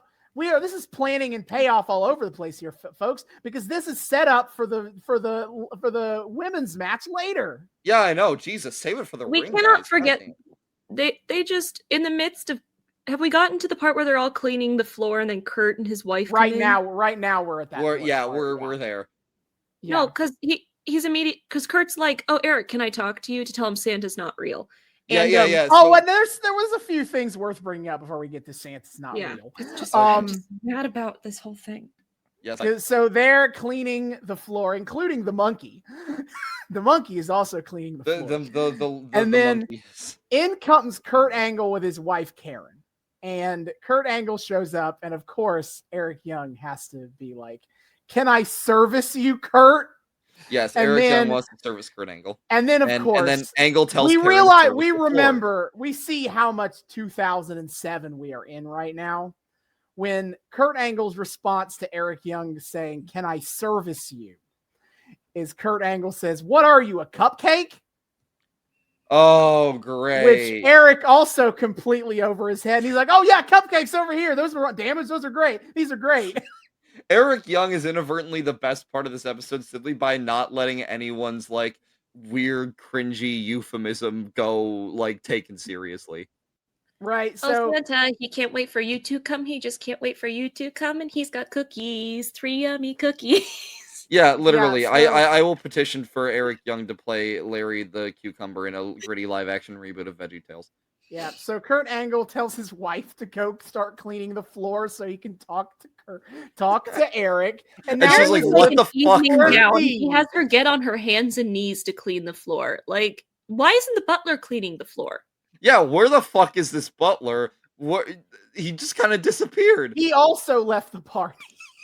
I will say, framing this as like the stately manner of Eric Young is kind of perfect for like the Super Eric gimmick later on. It gives very 60s like Batman vibes I can see that. of like Adam West, No, Bruce Wayne. Elizabeth had something to say about Kurt Angle, so proceed. Yes. So Kurt pulls Eric aside and tells him, Santa Claus, he's like a cartoon. He's like Spider-Man or he's like Shrek. And he's trying to imply that Santa's not real. However, Eric takes this the completely wrong way and he decides that Santa is Shrek and Spider-Man helps. And he explains it in great detail about how Shrek puts on the Santa suit and Spider-Man uses the webs to get the gifts down the chimney. And it's really well thought out, honestly. But I'm just there and I'm just like, Kurt, why would you ruin Santa for this kid? He's clearly because he's a bastard. That's why. Because Kurt Angle's a bastard man. And it's Kurt just Angle- really heartbreaking to see him like ruining Eric's Christmas, trying to ruin Eric's Christmas spirit. We get We later will. I think we on get a that little there- that, like- explanation for Kurt Angle's Yes. attitude. here. Yeah, no. Yeah, Kurt Angle has that line about the cartoon characters, and Eric's like, and I took that literally. Yeah, and then Kurt Angle with a funny line of like, as he is losing his mind, trying to wrap his head around what Eric is talking about now. Is he's like, where's the booze? I need it. Yeah, we come back, we cut to commercial, and then we don't cut to commercial. It's time for the women's match. Yeah, we cut to the ring. And as we're doing this, Don West Welcome is to the explaining. Santa's workshop match. Don West is reiterating Eric Young's. Don West is whole- trying to understand the logic. He is trying to follow the plot of Shrek is Santa Claus. Completely forgetting that there is no plot. That's the whole point with Eric Young. So we get ODB, Roxy Laveau, Jackie Moore, who is James Storm's valet. She is also a cowboy and also drinks a lot. Yes. Literally the previous episode of Impact, which I did watch to prep for this, her whole gimmick was she had a match, but she got fucking wasted, and so she is wrestling drunk. Oh, that's what they meant about her wrestling under the influence. That's hilarious. Yeah, is the previous week she got super drunk and had to wrestle a match drunk. This is wrestling. Absolutely, this is wrestling. And then Chrissy Hemme comes out, and then Miss Brooks comes out, and then Awesome Kong comes out, and then we get the beauty. Can we talk about Miss Brooks is so disrespected in this episode that every other woman on stage is uncomfortable with how much she's being disrespected by Robert Roode. Like, they keep bringing it up how the other women are mad about how she's being treated. She's also giving Tammy number 2 vibes from Parks and Recreation. Mm-hmm. Which is a great comparison. I actually get that reference. Well, that's the thing. Also, is why Robert Roode and Booker T got beef right now is because he was laying into her, and Charmel came out and is like, "Hey, no, this is not how you speak to a woman." And then, of course, Robert Roode's response was, "You're a whore." And then Booker T was like, "Okay, that ain't gonna fly with me, sir." Boo! Get new material. Didn't You're a Charmel whore. You're a slap whore. him You're a across whore. the You're a whore. face? Did Yes, that happen? that also. Yes. I think that also happened. But anyway, so Miss Brooks, we get the beautiful people with the cakiest cake shots imaginable. The cakiest cake shots. This side of off-center camera work. I think they were going for the rule of thirds, where like you divide the screen into a grid, and you're supposed to put the item of interest at one of the intersections, but they just missed. Yeah. I don't think TNA was putting that much thought into their cinema. All they were like, "You got the ass in there, all right." Yeah, we got ass. Put the A. Good. This Moving we gotta, on. Listen, ODB's got the T. These two got the A. We're good. Yeah. And then Gail Kim arrives to be the second. Well, no. wrestler here. We get beautiful people entrance, and then we get commercial break because there are so many damn entrances they have to cut the commercial, and then we get Gail Kim. Right. Gail Kim comes out and like but during one of these, I think during the beautiful people entrance, they do a cutaway to Samoa Joe coming into the building. Yeah, for some reason. Yeah. So Gail Kim gets in the ring. And payoff. It is. Yeah. Yeah. Gail Kim We're gets in the planting ring. that Samoa Joe is here. Yeah, Anyway. He is here. Gail Kim gets in the ring, immediately goes for Awesome Kong, and they literally just run to the outside and start beating the shit out of each other and let everyone else play with the fucking toys. Yeah. Now oh god, there's so much. Okay, yeah. So Gail makes a beeline for Kong. They get out of they're like, "Hey, let's go. Let's get out of here." And this match is stupid. We're leaving. Yeah, they just start fighting on their own to back. Oh, it is. Fucking all the other wrestlers in the ring break into the toy box and start pulling shit out. But a theme that I noticed quite quickly is that like all of the actual toys in the toy box, after like 5 seconds, just kind of got tossed aside in favor of using the toy box itself as a weapon. Yeah, it starts when ODB takes the toy box, pushes it over, and like traps Angelina Love under the box. I think earlier ODB or someone else got pushed into the box, but then it really gets going with the trap. And it's just so she can also then stand on top of the box and do her thing where she shakes her boobs and does I don't know. And dranks, of course. They honestly, this match is a whole lot more nothing than I thought it would be. Like, none of the other 7 women are given any real time to shine or do anything. They just kind of run into each other. At one point, the beautiful people kind of like team up on somebody and like knock them to the ground. But then that was ODB. They knock ODB down. But then Awesome Kong comes back into the ring and everybody just scatters. Well, okay. Yeah, and then here's what was funny about that spot with the beautiful people in ODB was they knock ODB out of the ring, and what's his nuts on commentary? I forget which one it was. Basically goes, ODB's out of the match, which I was like, hold on. When did this become Battle Royale rules? Because that's Battle Royale rules. Is that how you win? Yeah, you go out of the. Is that how you win? They did never specify, so maybe it is. And then, but then like, Awesome Kong comes back and gets in the ring and starts fighting, and ain't nobody got a problem with that. So I guess it's not Battle Royale. It was rules. apparently pinfall. It was apparently pinfall because she starts going for pinfalls. Kong comes back, limps back to the ring, having apparently killed Gail Kim. And everyone's like, "Where's Gail Kim?" And proceeds to just beat the shit out of all 7 women here. It's with also no worth difficulty. noting they make a huge show of her limping back in. Like she's walking really slowly, is carefully getting back into the ring, and then basically just kind of puts her arm out and decks everybody who comes in. Okay. You got to sell the injury up until the point that it doesn't really serve the narrative anymore. Which, of course, led to my favorite moment of the match, probably one of my top 5 favorite moments on this whole show, is after she beats the shit. She beats everyone up in like 2s. So like she takes out Jackie and Miss Brooks at the same time. She takes out the beautiful people at the same time. She takes out ODB and and Hemi at the same time. And okay, all that's left is Roxy Laveau. Yes. And Roxy Laveau starts doing her weird voodoo dance to try to. Yeah, she goes for the Danhausen curse or whatever. She tries to like voodoo curse Kong, and Kong just backfists her. Get the fuck out of here. Sweet revenge. Oh, it feels good. But then Gail's back. Awesome Kong powerbombs Christy Hemi and wins. Fuck off. Oh yeah. She does the powerbomb first. Which Elizabeth thought was a delightful finisher, and I must agree. I love powerbombs. It was art. It was the perfect arc of like the physics. If you're a man of so we got to show you Young Bucks if you're a fan of Motor City Machine Guns. If you're a fan of power bombs, we got to show you Wardlow, who likes to end his matches with the power bomb symphony, wherein he takes one person and just power bombs them a bunch of times.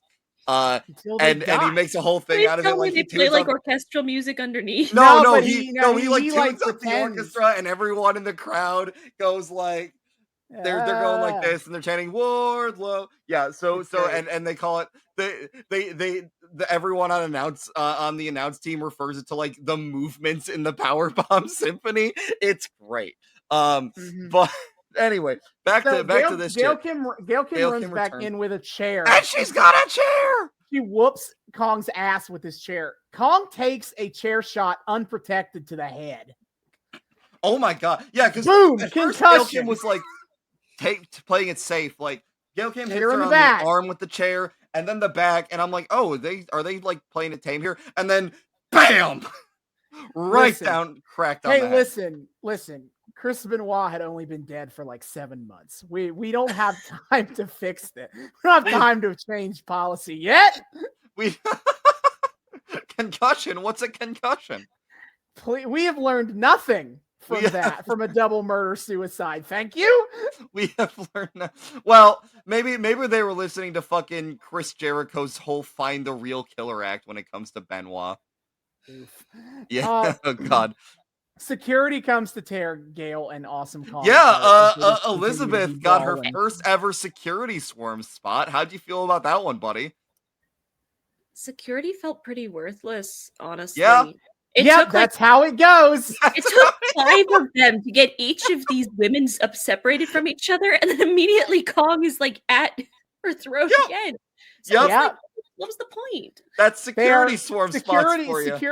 Security is here to be nameless NPCs to get their ass handed to them by wrestlers. Pretty much. Okay, you can make up names for the NPCs, guys, and then your players fall in love with them, and you can't get rid of them. Oh no! Yeah, I knew that was a D&D thing coming. Yeah, that's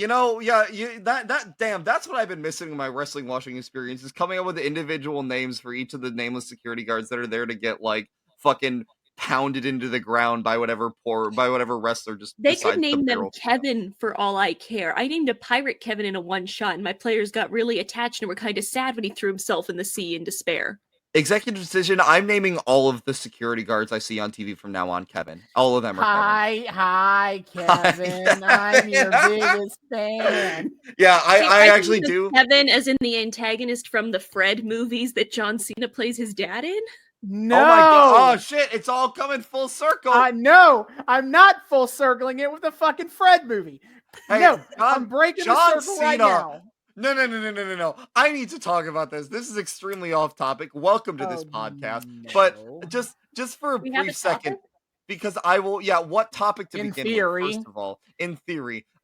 This whole podcast is off topic. No, but I just need to get a chance. Every chance I get to talk about this, I will. There's this amazing like behind the scenes interview of John Cena working on the Fred movie where he basically speaks of Fred as like a biblical phenomena of like it's just so incredible seeing this enterprising young man find such success and to a level that he's worshipped and adored by millions, and I just feel so honored to become a part of that legacy. Like John Cena took that shit so seriously.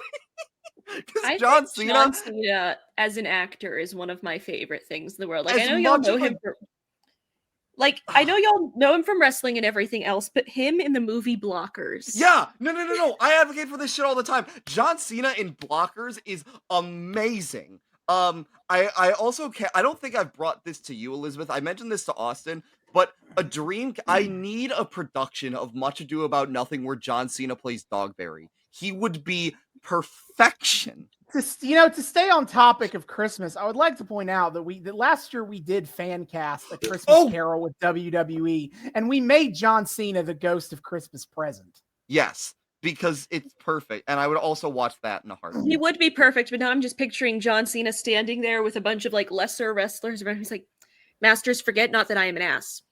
I could see him doing that. I could hear that in his voice and like doing all the fucking wrong words. Though it be not written down. Forget not that I am an ass. He's got like the WWE branded mic in his head. He's cutting a promo. Oh my god! The ass monologue becomes a John Cena promo. So anyway, we gotta keep on topic, guys. It's time to return to the Christmas party, which I might argue this is the least stupid version. Actually, that's not true. Joe was a great time at the party. Yes. But this is where we get less dumb shit, I think, than we've had in previous versions of this Christmas party. As Matt Morgan arrives and is like, we're having fun. And then Chris Harris is here. All right. Yes. I thought he was Rob Van Dam for a second. Whoops. I don't really have anything great I can tell you about Chris Harris. He was in a tag team with James Storm. Very successful. Then they went their separate ways. And then he went to WWE and he got fat and they made his gimmick, knock, knock. I'm Braden Walker and I'm going to knock your brains out. And then it failed. So both members of that tag team were the Marty Jannetty of that tag team. James Storm had a very successful career. He just never really went to the WWE. Well, then never mind. I rescind. Only one of them. Yeah. But okay. Chris Harris goes straight for the Christmas. First, he complains about what is wrong with his party. Where is the food and where are the women? And it's like one of those. You should have come earlier, pal. Yeah, and also, but that's also a great point. Where the fuck is the food? There are cookies. We do canonically see cookies later. Okay, well, they couldn't. That's all the shit they could afford from the catering department. Yeah, they spent too much money on the soundstage. Chris Harris, he's like, you know what? Forget the women. And he goes straight for the presents, and he's like, which of these are mine? And Eric's like, none of them. They're all for Santa. And he's like, what? What?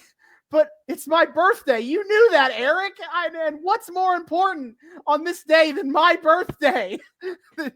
And then Eric Young is like, you know, Chris, you share a birthday with somebody. And he's like, who? Who do I share a birthday with? And Eric Young, I gotta describe this. Eric Young does like the cringy youth pastor thing of calling Jesus by his initials of JC to make him sound hip. But then Chris Harris is like, JC, Jim Cornette shares a birthday with Christmas. Who did he ever beat? That was actually a great line. That was a great joke. You know, for the stupid youth pastor setup, that was a great payoff. That was solid. Also, I want to believe like the implication of that is Cornette was. I want to believe though the implication of that is Chris Harris would have more respect if he understood that Eric Young was talking about Jesus. From that time that Jesus epically beat Beelzebub in that cage match back in whatever BC, or I guess AD, whatever. I Explain. gotta tell you. Not actually. But I just got an image. Because he's like, who did Jim Cornette ever beat? So clearly he only respects people who shares a birthday with him if they want a wrestling match.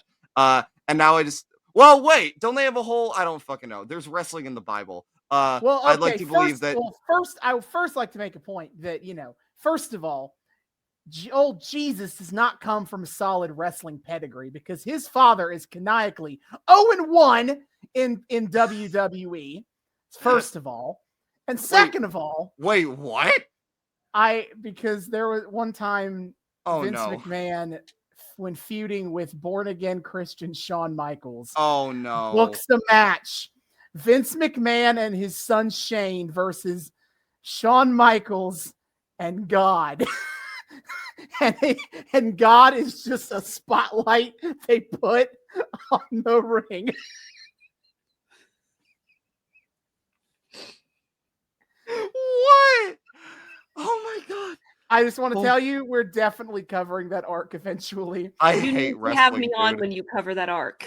Oh no. But anyway, the point I was going to get to.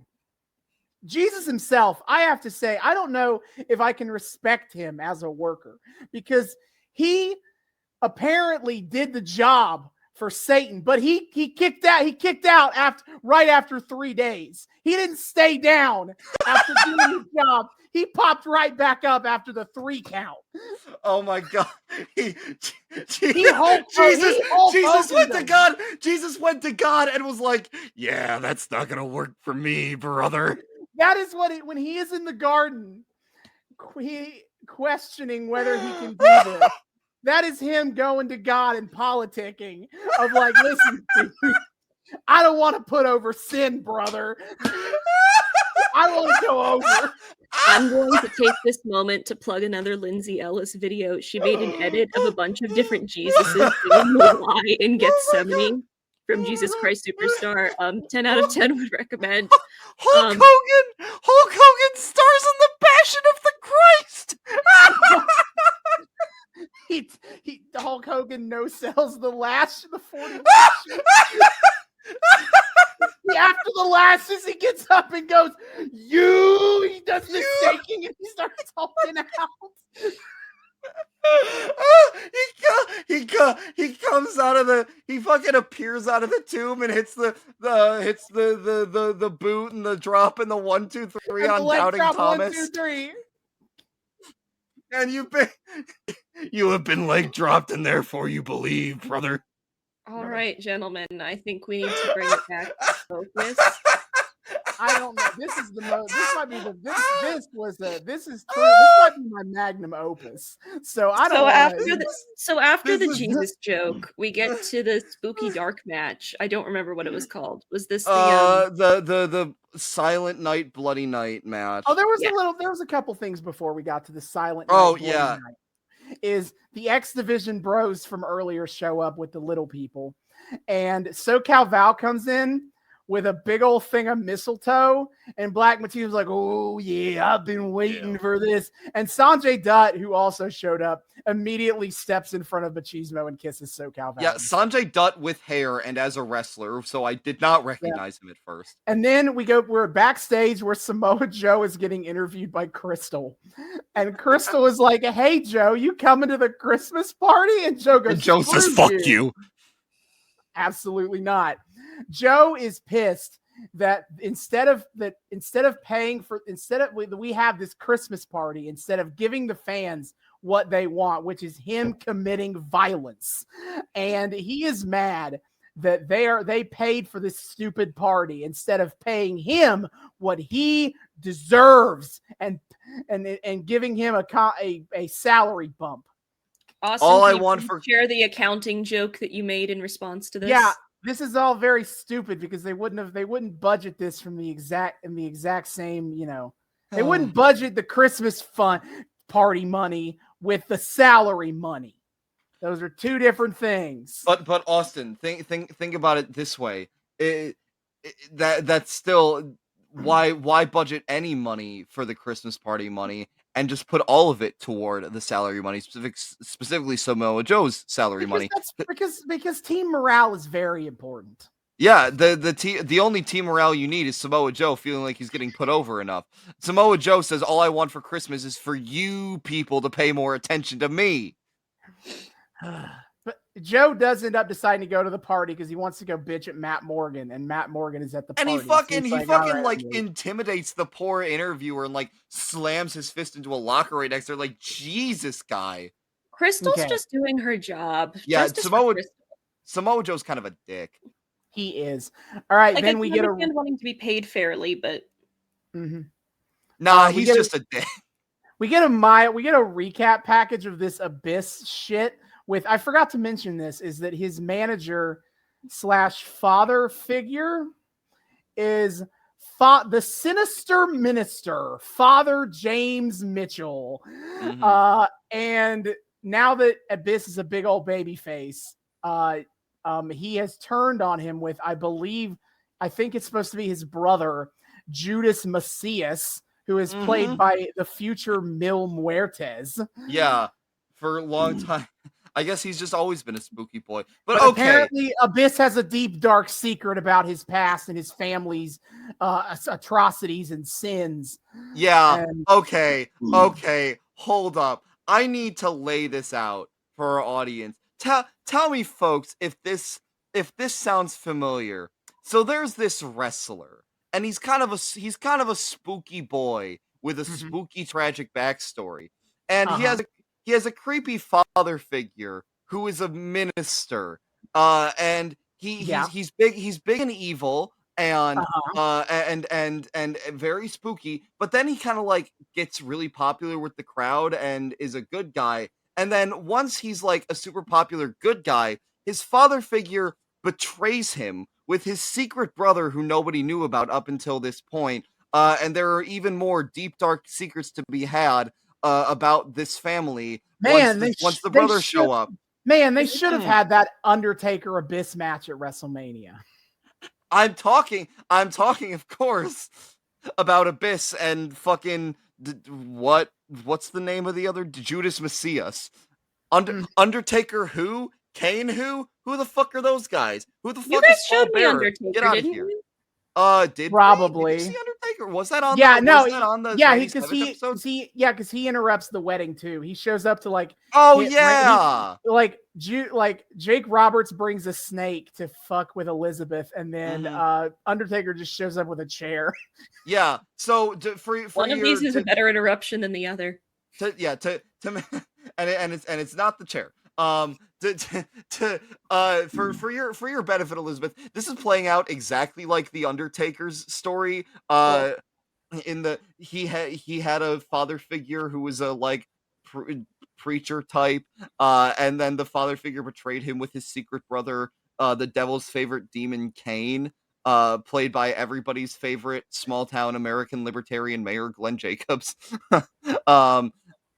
And yeah, so we're just kind of getting a remix of Undertaker / Kane at home with this whole Abyss and Judas Messias thing, I guess.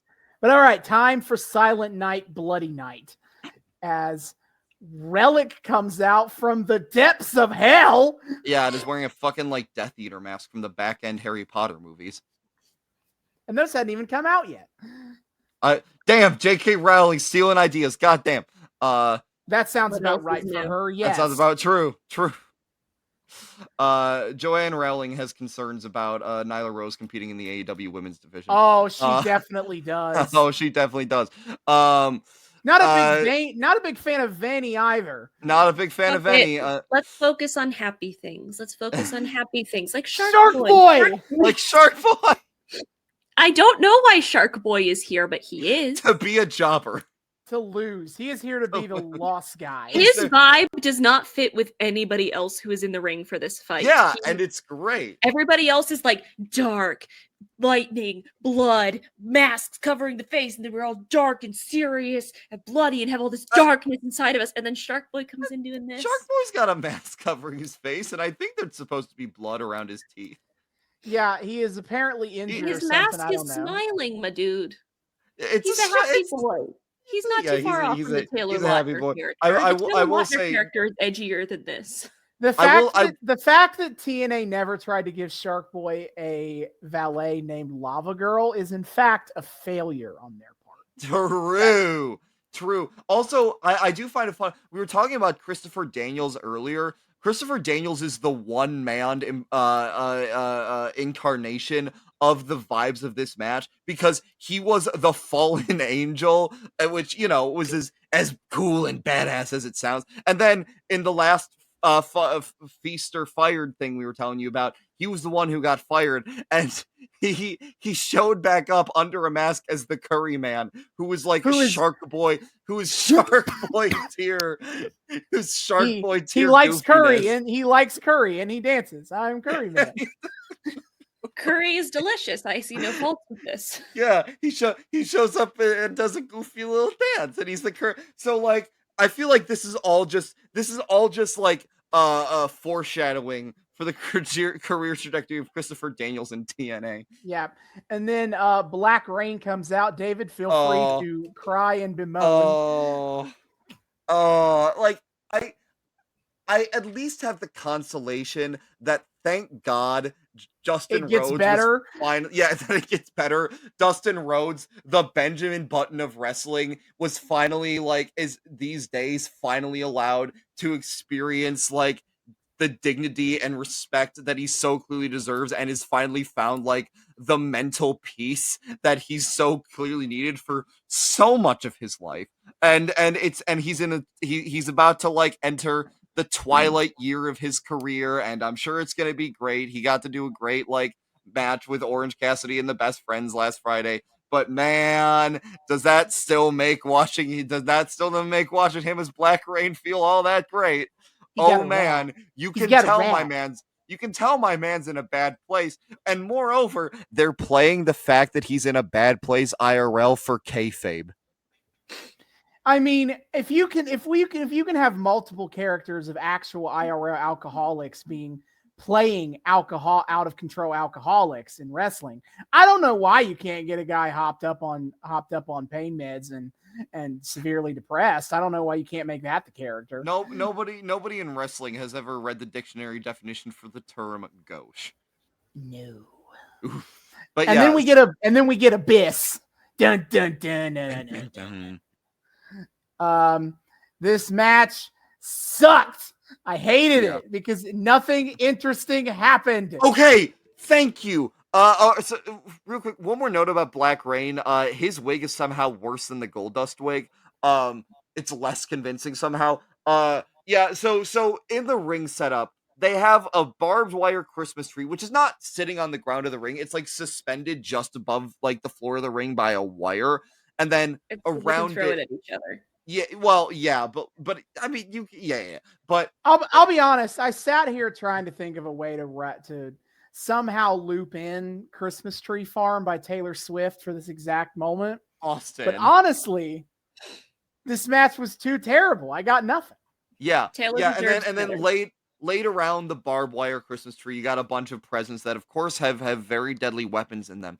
And I'm so glad you said something, because where was my bloody? Maybe okay. This was my I had a bunch of random notes, but like kind of my big takeaway from this match was I literally, this is my note word for word. Maybe I'm desensitized, but that felt like a relatively tame death match. They teased.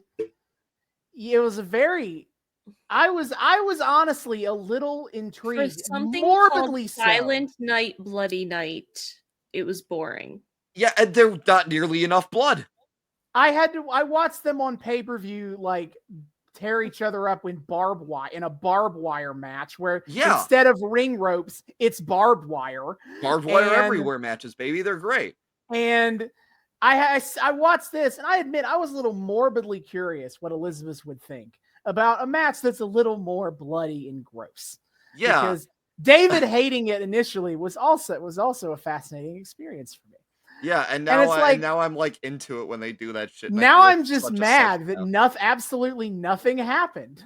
No, the most blood we got was when Brother Ex Machina, whatever the demonic version of Deus Ex Machina is, shows up to kick his brother's ass, and then the fight ends, and that's it. Yeah, the only climax is just boring.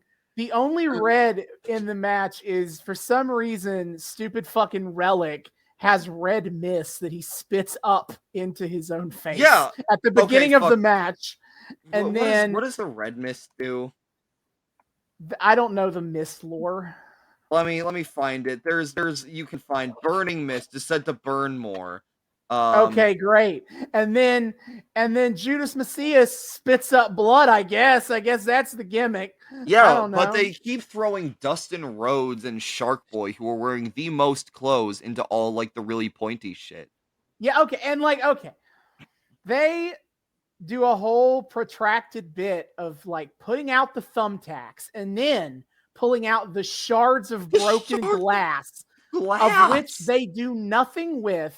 Except the ending where Judas Macias throws Abyss face first into the thumbtacks, except Abyss holds his face in pain, so we never even see the thumbtacks in his head. Yeah. And just looking at the mask placement and everything, it looks like he landed where the mask was, which from a safety standpoint makes sense. That's great. What we're advertising this fight as, it doesn't make sense. Yeah, well, that's the thing, is like when you're doing a death match like this, safety goes out the fucking window. I've seen to a degree, believe in that. Well, yeah, but like I have seen thumbtacks shoved into Britt Baker's mouth.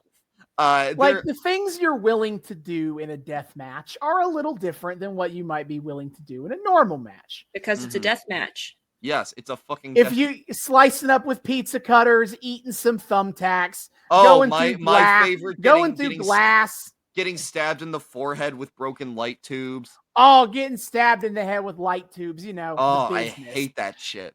As you do.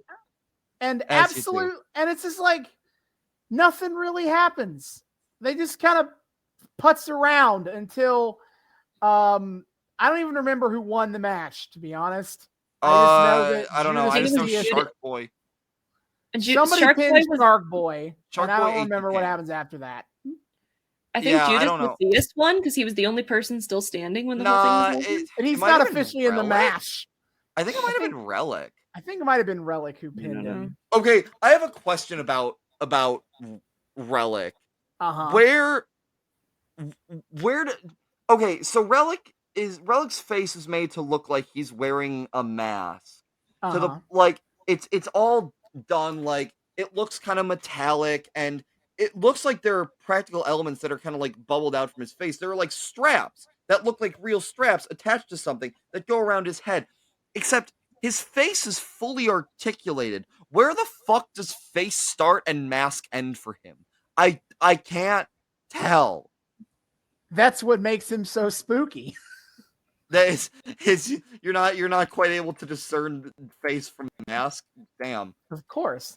I think David's looking for the Phantom of the Opera, Mask of Red Death logic in how this whole thing works. And No, it's just not even that. Of like it's not even, when I say articulated, I don't mean puppet articulated. I mean it's his fucking face.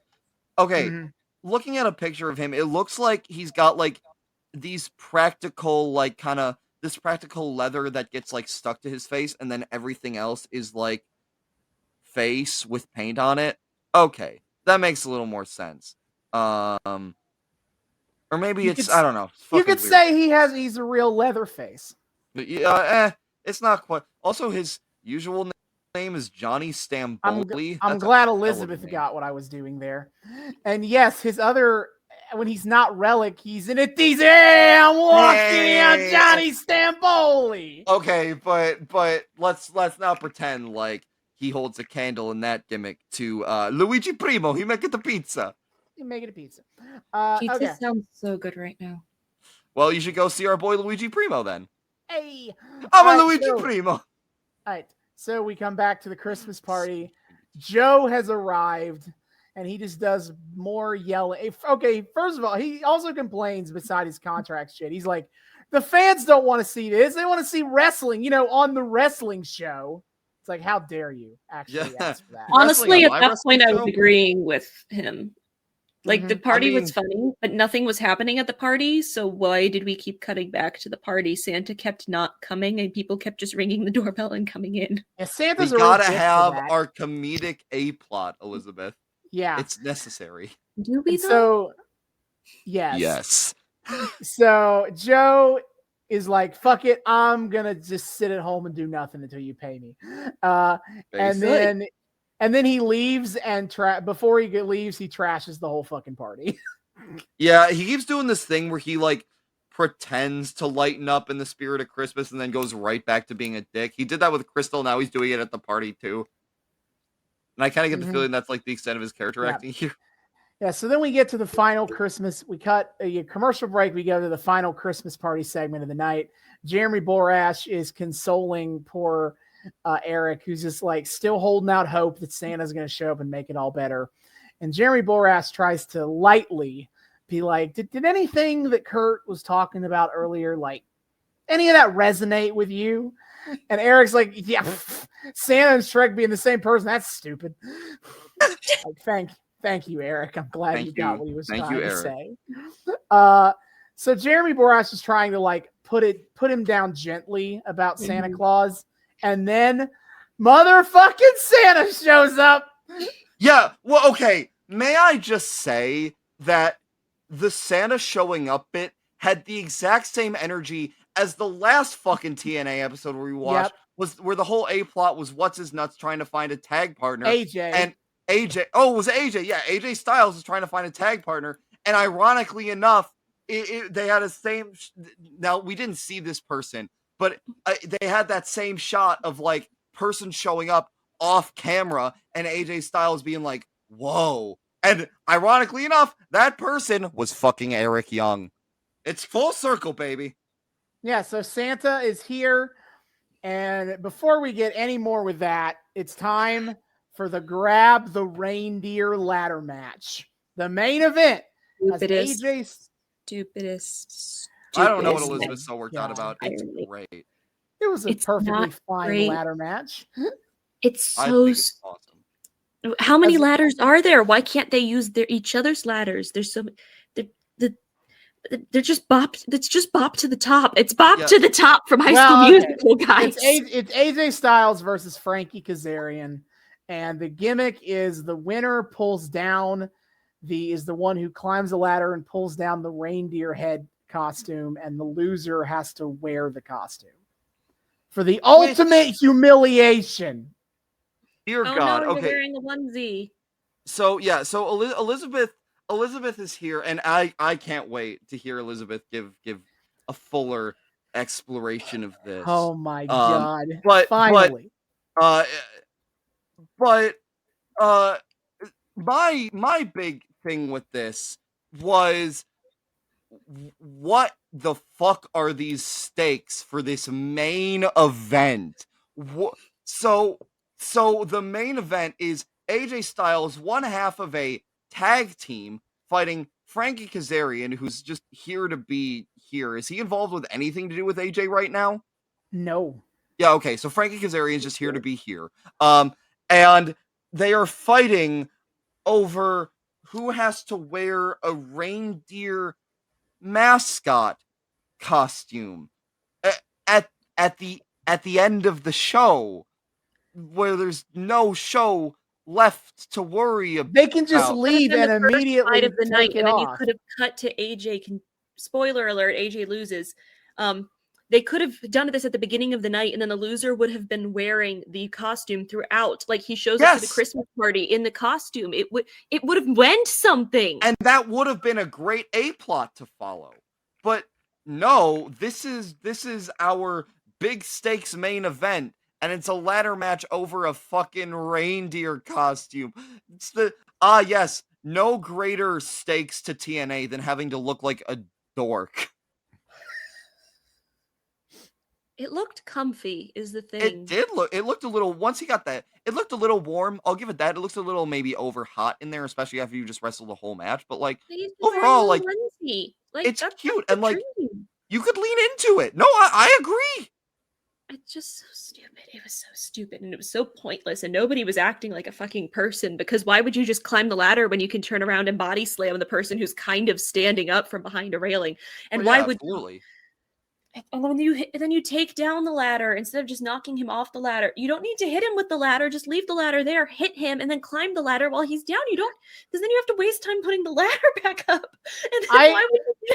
I don't think, I don't think on this show we've ever really had anyone question match logic. I mean, I do that for like extremely niche and stupid matches, like the baseball bat match in ECW, where the rules just make no goddamn sense, or the one or the paddle divas pole match. I was like, how do you win? What is the rules?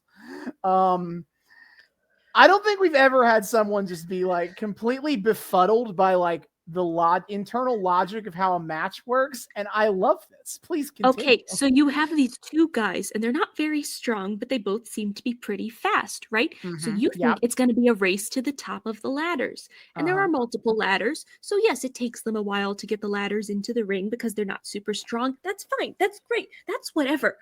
That is fine. But the problem is that they keep not climbing the ladders. Like, your thing you're supposed to be doing is climbing the ladders. And instead, you're getting off of the ladder to go kick somebody. You're getting off the ladder, then you're folding up the ladder that you've just spent painstaking amounts of time putting to smack somebody with the ladder. And then you're just rolling off of the ladder. And there's more ladders. Why do you need this specific ladder?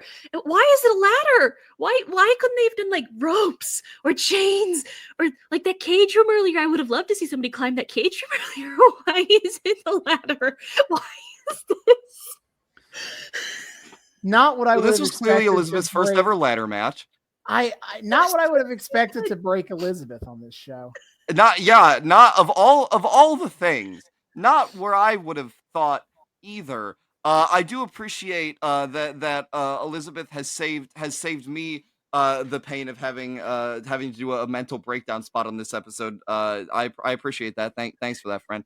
But Also, like, why would you do a backflip on the ladder when you could just push the ladder onto the stage and start climbing the ladder? He's in the audience. So Elizabeth, there is here's the problem is you're thinking about it. When it comes to stipulation matches like ladder matches, there's kind of an unspoken there's kind of an unspoken like social contract between the wrestlers and the audience wherein nothing that's done here is practical, but you just kind of have to accept that for the sake of the spot monkeying. Like, which is great. I love ladder match. We're here to do stupid shit off of ladders, all right? We're not. Yes. Whenever I watch no. I understand. Whenever I watch a ladder match, I actively have to stop myself from having the thought of why this makes no sense. Why are they taking so slow to go up the ladder? Why does every small task seem to be so impossible for them? And why is everything so impractical? Because the moment I start thinking about that, it snowballs into all of a sudden being like, wait, this wrestling bullshit is fake. I think I'm getting ripped off. Okay, but can I just share You got ripped off. I just need to share the thing that annoyed me the most about this ladder match is because all of a sudden towards the end, AJ is climbing and he's reaching up for the reindeer mask or whatever. And it's like, okay, so this thing is finally over. You know, we've been here for a few minutes. It's finally over. And then Kurt Angle walks in. And he's carrying his belt because he's an asshole. And he stands there and he's like yelling something to AJ, who's pulling down the reindeer costume. And this distracts AJ. And so next thing you know, AJ's getting ripped off the ladder and the other guy climbs easily, gets it, and then takes it down.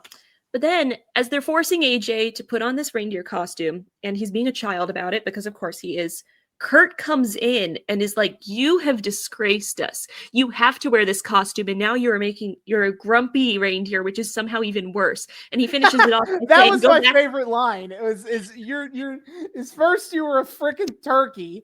Now you're gonna be a reindeer, an angry reindeer, and that somehow makes it worse. Fantastic. No, but here's the really bad thing. He finishes it by saying to him, you need to go back to your hotel room. You need to look in the mirror and say, I am not a reindeer 1,000 times. And he's also like, keep the costume on. Keep the costume on. Here is the thing, Mr. Angle. Mr. Angle, you are the reason he lost. You actively kept him from pulling that reindeer costume down by distracting him, coming in with your big, stupid belt. Where the fuck is your wife? You claim to love this wife. You brought her to a party. Is she still cleaning the fucking floor because you are Kurt Angle's got a whole history of like not bringing his wife to ringside. It's a whole thing. I want to believe that she's still cleaning the floor. He's just so mean to AJ, and it's like, you are the reason he lost. You are the problem. Yes. It's you. Hi, you're the problem. It's you. Okay? Yes. God, somebody else got him in there. Stop enabling him. David, we're both seeing Taylor Swift in July. It's gonna be great. We got tickets. No. She was my second most listened to artist of 2022. She was my number one. I need to slip more Weird Al references into this show. I am trying to figure out how to make a sexy baby joke, and I just can't. I am blanking on how to make it fit. To be fair, the beautiful people are the sexy babies, and no. With how deeply bald and oiled up all the time Kurt Angle is, he's the sexy baby. Oh my God! AJ Styles feels like everyone in the Angle Alliance is a sexy baby, and he is but a monster. And he's on the the monster hill. on the hill. Yes, it even fits. Oh no! He's the monster on the ladder in the stupid reindeer costume. Meanwhile, sorry, David, meanwhile, Judas Macias is over here going, "What have I become?" Yeah, fuck that. Whatever. Fuck it. Fozzie sucks. Back to Taylor Swift. But it's just we want to talk about second most listened. Judas was my second most listened song of the year. Fuck you. You want to talk about Lavender Haze? The lighting when Relic came out. Oh God. Anyway, it was so bad. But then I'm like, okay, this is the last match. It's over. We don't have to deal with any more stupid shit from Mr. Angle. And then Santa comes out. Yes. I will Santa say, came out. Elizabeth, this is every ladder match. This is just every ladder match. All ladder matches are basically. I'm so sorry. You can never show me a ladder match again. Yeah, pretty much. Well, at least Some I can't matches... believe I'm about to tell you this, and you're gonna laugh at me. At least until you learn to turn your brain off and just appreciate the spot monkeying. Damn, how this table has turned. Audience, I need to give you some context. David cannot turn his brain off and enjoy anything. He comes out of Mary Poppins Returns in the theater and is like, oh, I really liked that. And then he goes on Twitter and all of a sudden he hates it. No. Oof. This man loves Merrily We Roll Along. Do you know how deep of a cut audience that knows is? what that is? Look it up. Because right now there's a off-Broadway revival with Jonathan Groff and Daniel Radcliffe and Lindsay Mendez, and I'm excited for them, and they are a good cast for this. But it's just, David likes to think too much about everything, to the point where several months ago, we had an evening where we had to pitch alternate versions of musicals. Oh, no. And you had to figure out what something different to do with it. And just to torture David, we gave him Mamma Mia. We gave him Mamma Mia because a fun musical with ABBA music, with everything with a plot that matters, is everything David hates in the world. He hates everything that is good and light and doesn't require a lot of deep thinking. He wants your deep think pieces about industrialization and how it dehumanizes us. No, that's why it's our Mamma Mia, comrade. That's why he literally just turned it into communism. But it was really fun. The meltdown you just saw is nothing compared to what he did when he realized the set is perfect. The costumes are perfect. Mamma Mia is perfect, but it's not. No. You right there. That was a pretty good David tier meltdown you did. I was proud of you. I feel like I've gotten through to you. We've had a breakthrough. I have left a little bit of my soul lingering to haunt you, to occasionally influence you to such bouts of madness. I've been changed for the better, but because I knew you. I would like to go and interject here.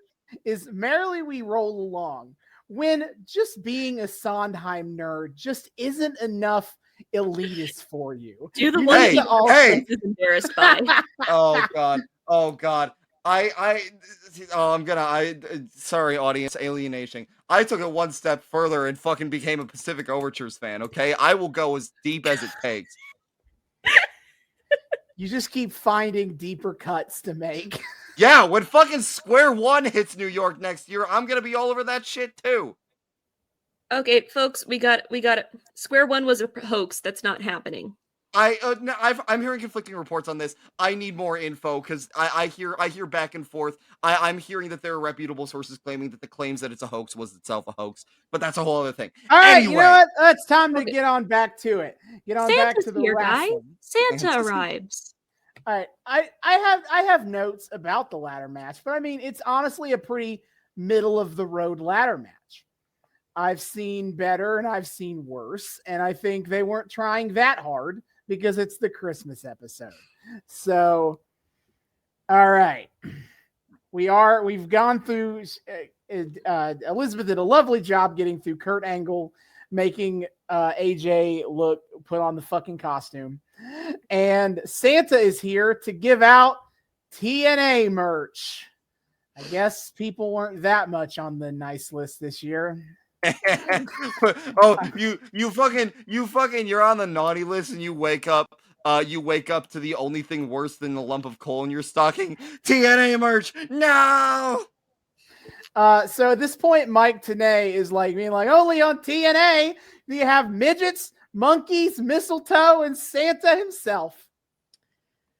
Fantastic. And so Kurt Angle,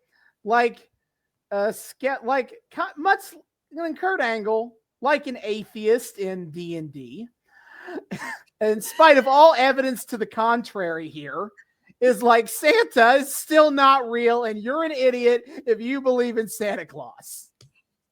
I appreciate the atheist in D&D joke. Thank you. Yeah, that's he's like Hernandez in Lucha Underground, not believing in dinosaurs, not believing in dragons. Not believing in dragons. You're right. This is like him thinking dragons aren't real while wrestling a literal reincarnated dragon. You are correct. That is the same thing. Yes. Okay. But then we realize that Kurt Angle is a lot like atheists in a Christian film, where It's not that they don't believe in God, it's that they're mad at God. They're mad. Kurt Angle doesn't not believe in Santa Claus. He is mad that Santa Claus never gave him anything for Christmas. I thought we were about to have a whole like Kurt Angle's heart through 3 sizes that day angle. But oh no, he's just mad. And man, we were making jokes about it in the entire front half.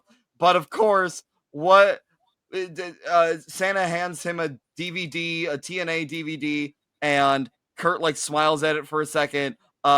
And then he's like, actually, no, fuck you, and beats up Santa. I greatly appreciated that Kurt Angle, in pleading his case about this, like, you never gave me any presents and you put me on the naughty list, is he's like, not even when in 1996, when I won an Olympic gold medal. Yeah, don't you know, having an Olympic gold medal immediately puts you on the nice list. Come on now. And it's just like, dude, that was 11 years ago. Yeah, and he should have gotten more presents from it. He's still mad about it. Also, in the course of cutting this promo against Santa Claus, he mentions the fucking Shrek thing, and I just had a thought of like, you know, we're at Universal. I feel like invoking Shrek at Universal Studios is a dangerous game to be playing.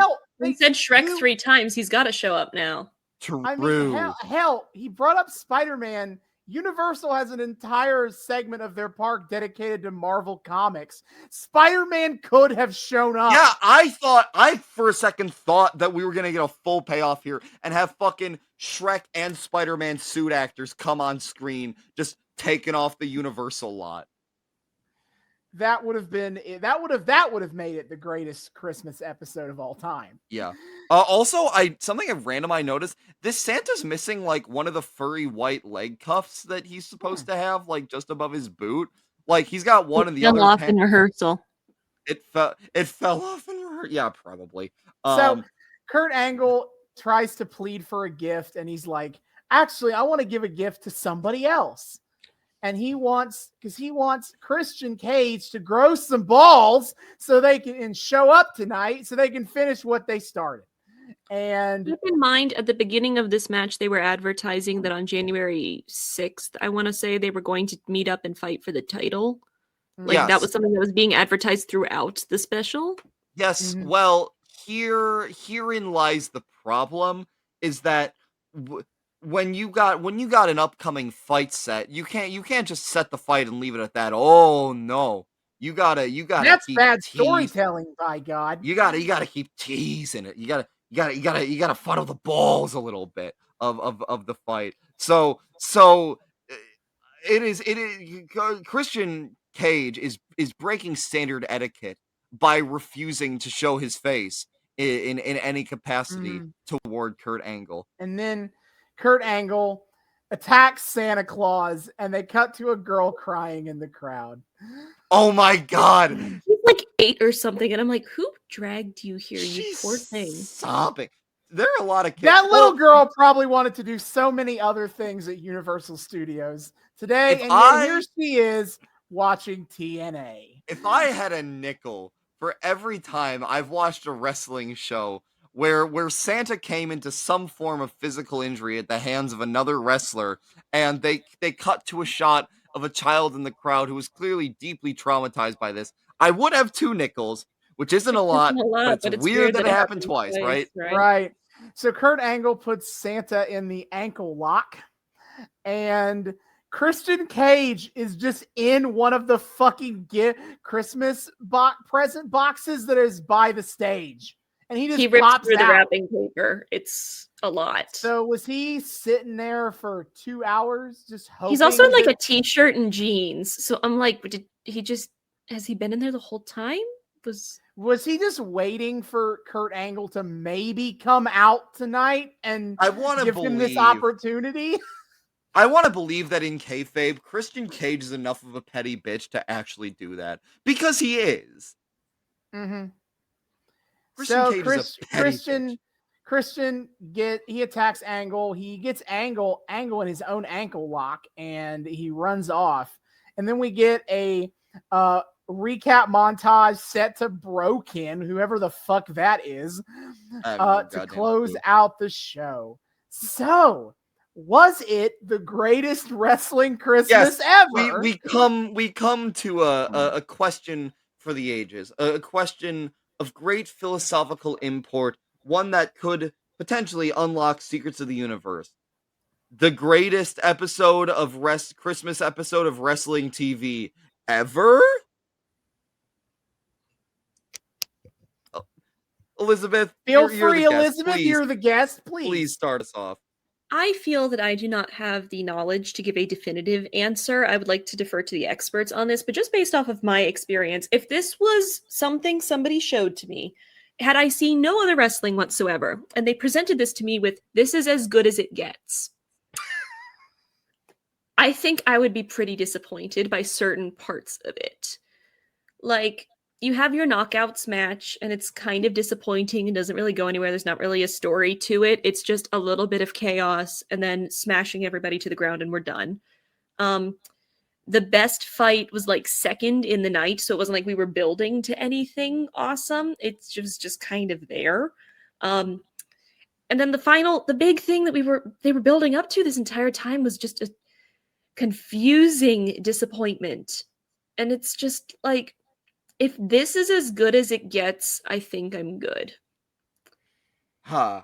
And I know it gets better. I have seen things that have given me hope, and the way you guys talk and the moments that I liked in this, and you guys could immediately pinpoint, oh, here's something else you would like because you like this. Mm-hmm. I'm like, okay, that makes sense to me. That sounds great. Like the fact that this is similar to other stuff, but there were just so many weak points that if this was somebody's introduction to wrestling, I do not know if this would get them into wrestling. Yes. So I cannot say it is the greatest. No, I think that's an extremely fair, well-reasoned, and eloquent assessment of the state of things. Austin?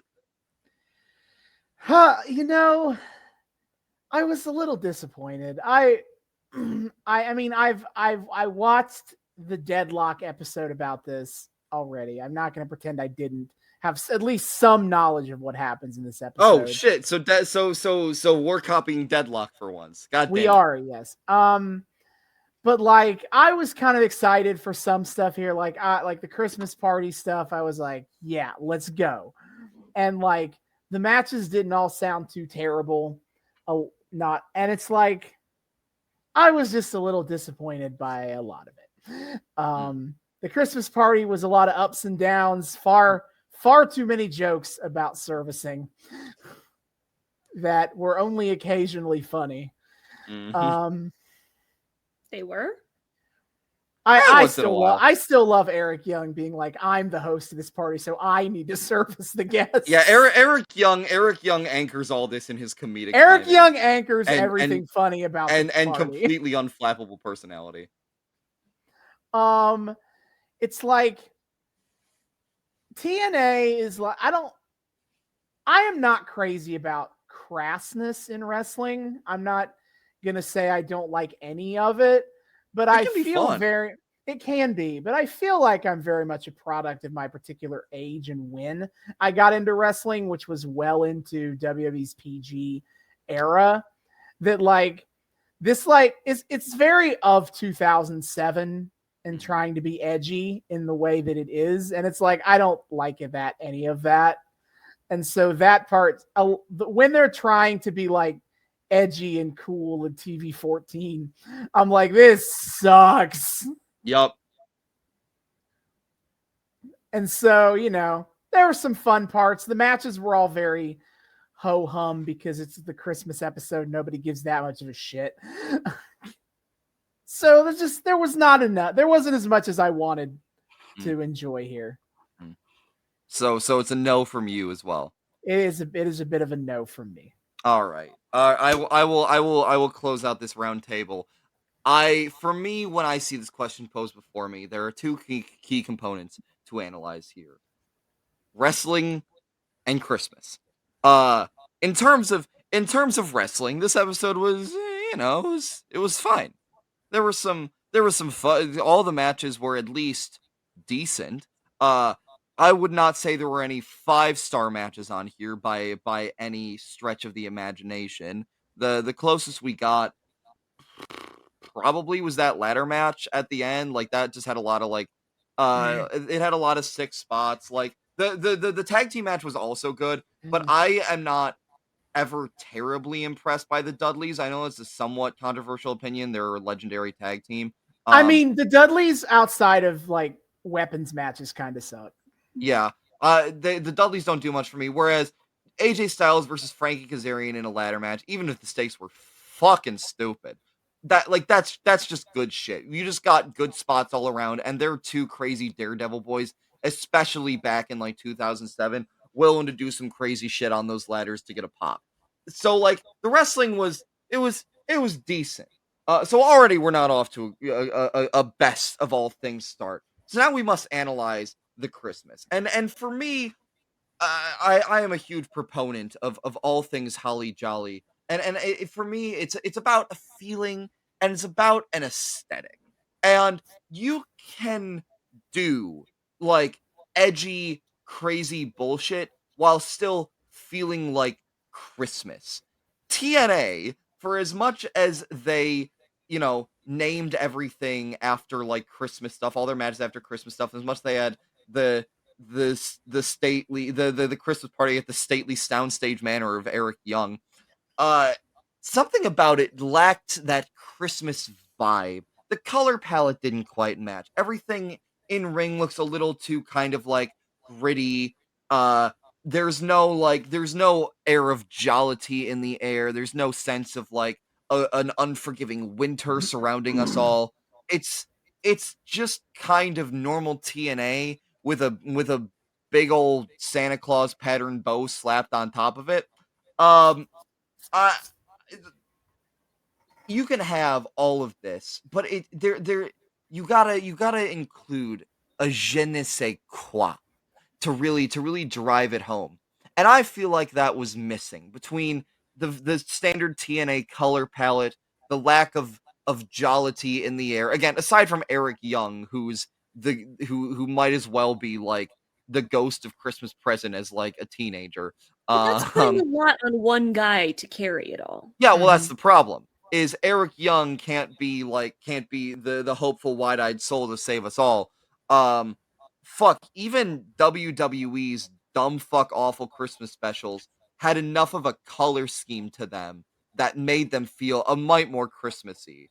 So I'm gonna give this one a no for me too, guys. The vibes, it failed the holly jolly vibe check, and that's where I'm putting an end at it. Yeah. Sad, you hate to see it. Yeah, hate but deeply to see it. That is the end of our episode here. Once again, Elizabeth, thank you for being here yet again. Yes. Our heavyweight guest star champion of the world. I feel like I should put something badass here and throw the word fuck in just as a little nod to Maki Ito. Well, you were doing the Maki Ito pose there for a second, so I get I'm picking up what you're laying down. Yeah, absolutely. Feel free to hawk anything you want. Yeah. Before I go on my ending spiel.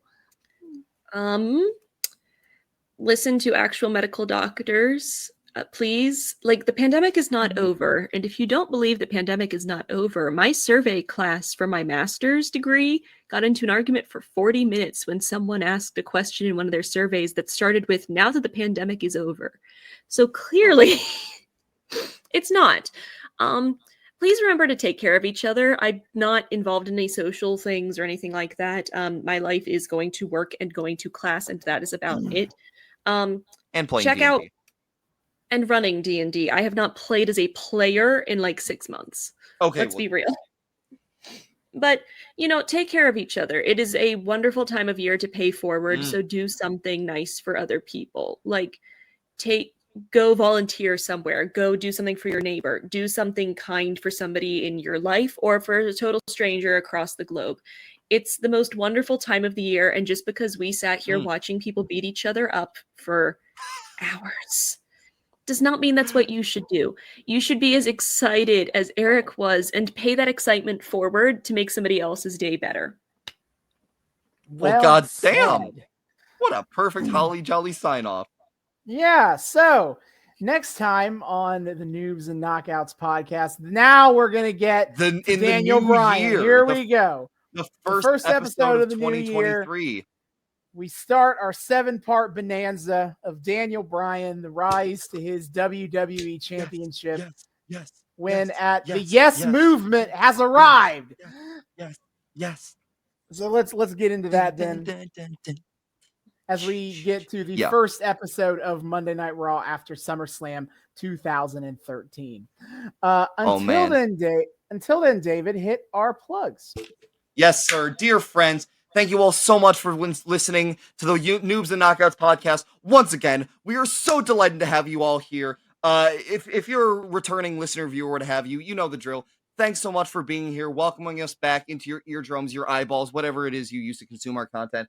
It's just great to have you here. New people, hey, hi, how's it going? Welcome. We here at the Noobs and Knockouts podcast like to think we are friendly to both noobs and knockouts alike. So whether you're brand new to the wild, wacky world of wrestling or you're a veteran of all the strange bullshit, either way, we hope you had a great time. We hope you want to keep having a great time with us week after week after week. If you want to do that, but you're not entirely sure how, well, not to worry, my friends, I have you covered. First of all, you can find us on YouTube. We are the Noobs and Knockouts podcast on YouTube. Hit subscribe, ring that bell. Make sure it turns a nice little solid color so you get notifications every single time we drop a brand new episode. Check out all of our playlists that Austin has organized all of our arcs and shit into so you can follow things all the way down without having to skip around. Just give us some of that sweet engagement. Helps with the algorithm. And hey, we got video version on here. You can see all of our lovely faces and shit. It's great. But if you're a fan of the audio-only version, that's completely understandable. We have you covered there, too. You can find the Noobs and Knockouts podcast on 3 of the best places to find your podcast, which would be Spotify, Google, and Apple Podcasts. Check us out there. Leave us a nice little 5-star rating if you like. Or, hey, maybe a nice little review. Download us. Just generally tell the algorithm and other people, hey, these guys are pretty cool. Maybe more people should check them out. I don't know. I'm just saying. Noobs and Knockouts. YouTube, Spotify, Google, Apple Podcasts. But, of course, you want to get in contact with us, you have that option, too. You can find us on some social media, my friends. We got a Twitter. Ain't that nifty? You can find us at Noobs and Knoxpod on Twitter. That's at Noobs, the letter N, Knoxpod on Twitter. Come check us out there. It's a great time. We post memes. We engage in discourse. We post every single time we drop a brand new episode, so you guys always know what the hell is going on. And of course, the highlight of our Twitter is weekly wrestling live tweeting. Austin's been taking a bit of a break from his weekly watching, so I, David the Noob, the color commentator, have been taking over weekly wrestling live tweeting every Wednesday night I can make it anyway. At 8 p.m., we are watching AEW Dynamite on TBS, tweeting about that shit. And then, of course, when I'm feeling spicy and I have time for it too, on Friday nights at 10 p.m., we are watching AEW Rampage on TNT. Either way, it's a great time. I just say my weird, normal, David-y, newbie bullshit. But of course, on top of all that, Austin keeps up his duty of following and live tweeting about all of the major companies' pay-per-views. My friend, what is on the docket coming up? Right. So for Impact Wrestling, hey, look at that. Their upcoming pay-per-view on January the 13th is Hard to Kill. Main evented by Check's Notes. Bully Ray. God damn it. Oh no. Whatever. Oh dear. Fucking A. Yeah, I would like to escape Tyrus. this man. That's true. At least it's not Tyrus. It's not Tyrus. Because Bully Ray, for all his faults, is not a regular on the Greg Gutfeld show. You know, for WWE on January 28th is the Royal Rumble. 30 men and 30 women enter. The winner of each match will get a world title match at the grandest stage of them all, WrestleMania. And then for AEW, all the way on March 5th will be Revolution. We are far too far out to have any matches set for that, but we will be letting you know about those matches as the show gets closer. Hell yeah. Check it out over on the Twitter. It's a great time. If you like listening to us ramble about wrestling for any amount of time for whatever reason, well, hey, we just got more of that good shit on Twitter. It's great. But of course, you want to get in super direct contact with us, you have that option as well. You can email us. We got an email address, noobsandknockoutspod@gmail.com. That's noobs, the word and this time, knockoutspod@gmail.com. Come check us out there. Come say hi. Tell us what you think about the show. Request things that you want to see us cover on the show. Tell us how based and red-pilled you think our hot takes are, how fucking stupid you Ask think for your they favorite guest stars to come back. Ask for your It's favorite true. guest stars to come back. Tell us we love that, Elizabeth. We want to see more and more and more. Heavyweight champion of the world. Naturally. Generally, just start discourse with us. Come say hi. We love people saying hi. We would love to say hi back. Noobs and Knockouts Pod at gmail.com. And of course, finally, we are also on Patreon. We are the Noobs and Knockouts Podcast on Patreon. You can find the link for that in our Twitter. $1 a month gets you early access to episodes and a shout out at the end of each episode. Shout out to friend of the show, the Sugar Daddy, Kyle Smith, for his support. Enjoy your perks, buddy. If you wanna enjoy your perks alongside Kyle, sign up at the $1 tier, Noobs and Knockouts Pod at gmail.com. Link in the Twitter. Happy holidays, folks. No matter what it is you celebrate, be good to each other. Have some tasty fucking food and drink. And just watch good media. Don't watch what we watch tonight. Watch your comfort things that make you happy. We here at I have Noobs a and Knockouts wish you recommendation. nothing but the best. Elizabeth, Please go. please. So a few years ago, Critical Role did a Christmas one-shot DM'd by Liam Of O'Brien. course it was Critical Of course Role. it's I Critical said to Role. myself, Here's the thing. what could this be? It's called the night before Christmas. They are all Christmas elves trying to save Santa. There's a little bit of Nightmare Before Christmas vibes in there. You get to meet characters like Chutney Chocolate Cane. It's just a wonderful, wholesome time, and it's also a really fun vibe around the table. So if you want something fun to watch, it's on YouTube, and you can look up. It's the night before Christmas. You know, I really don't understand why Elizabeth's pursuing this public health masters when she can get very steady work being like the head of marketing for Critical Role with how much she shills for it. I don't need to do that because they have Sam Riegel doing their NordVPN ads to pay for their studio. Yes. Of course. Anyway. So, happy holidays. See y'all next time. Hasta luego.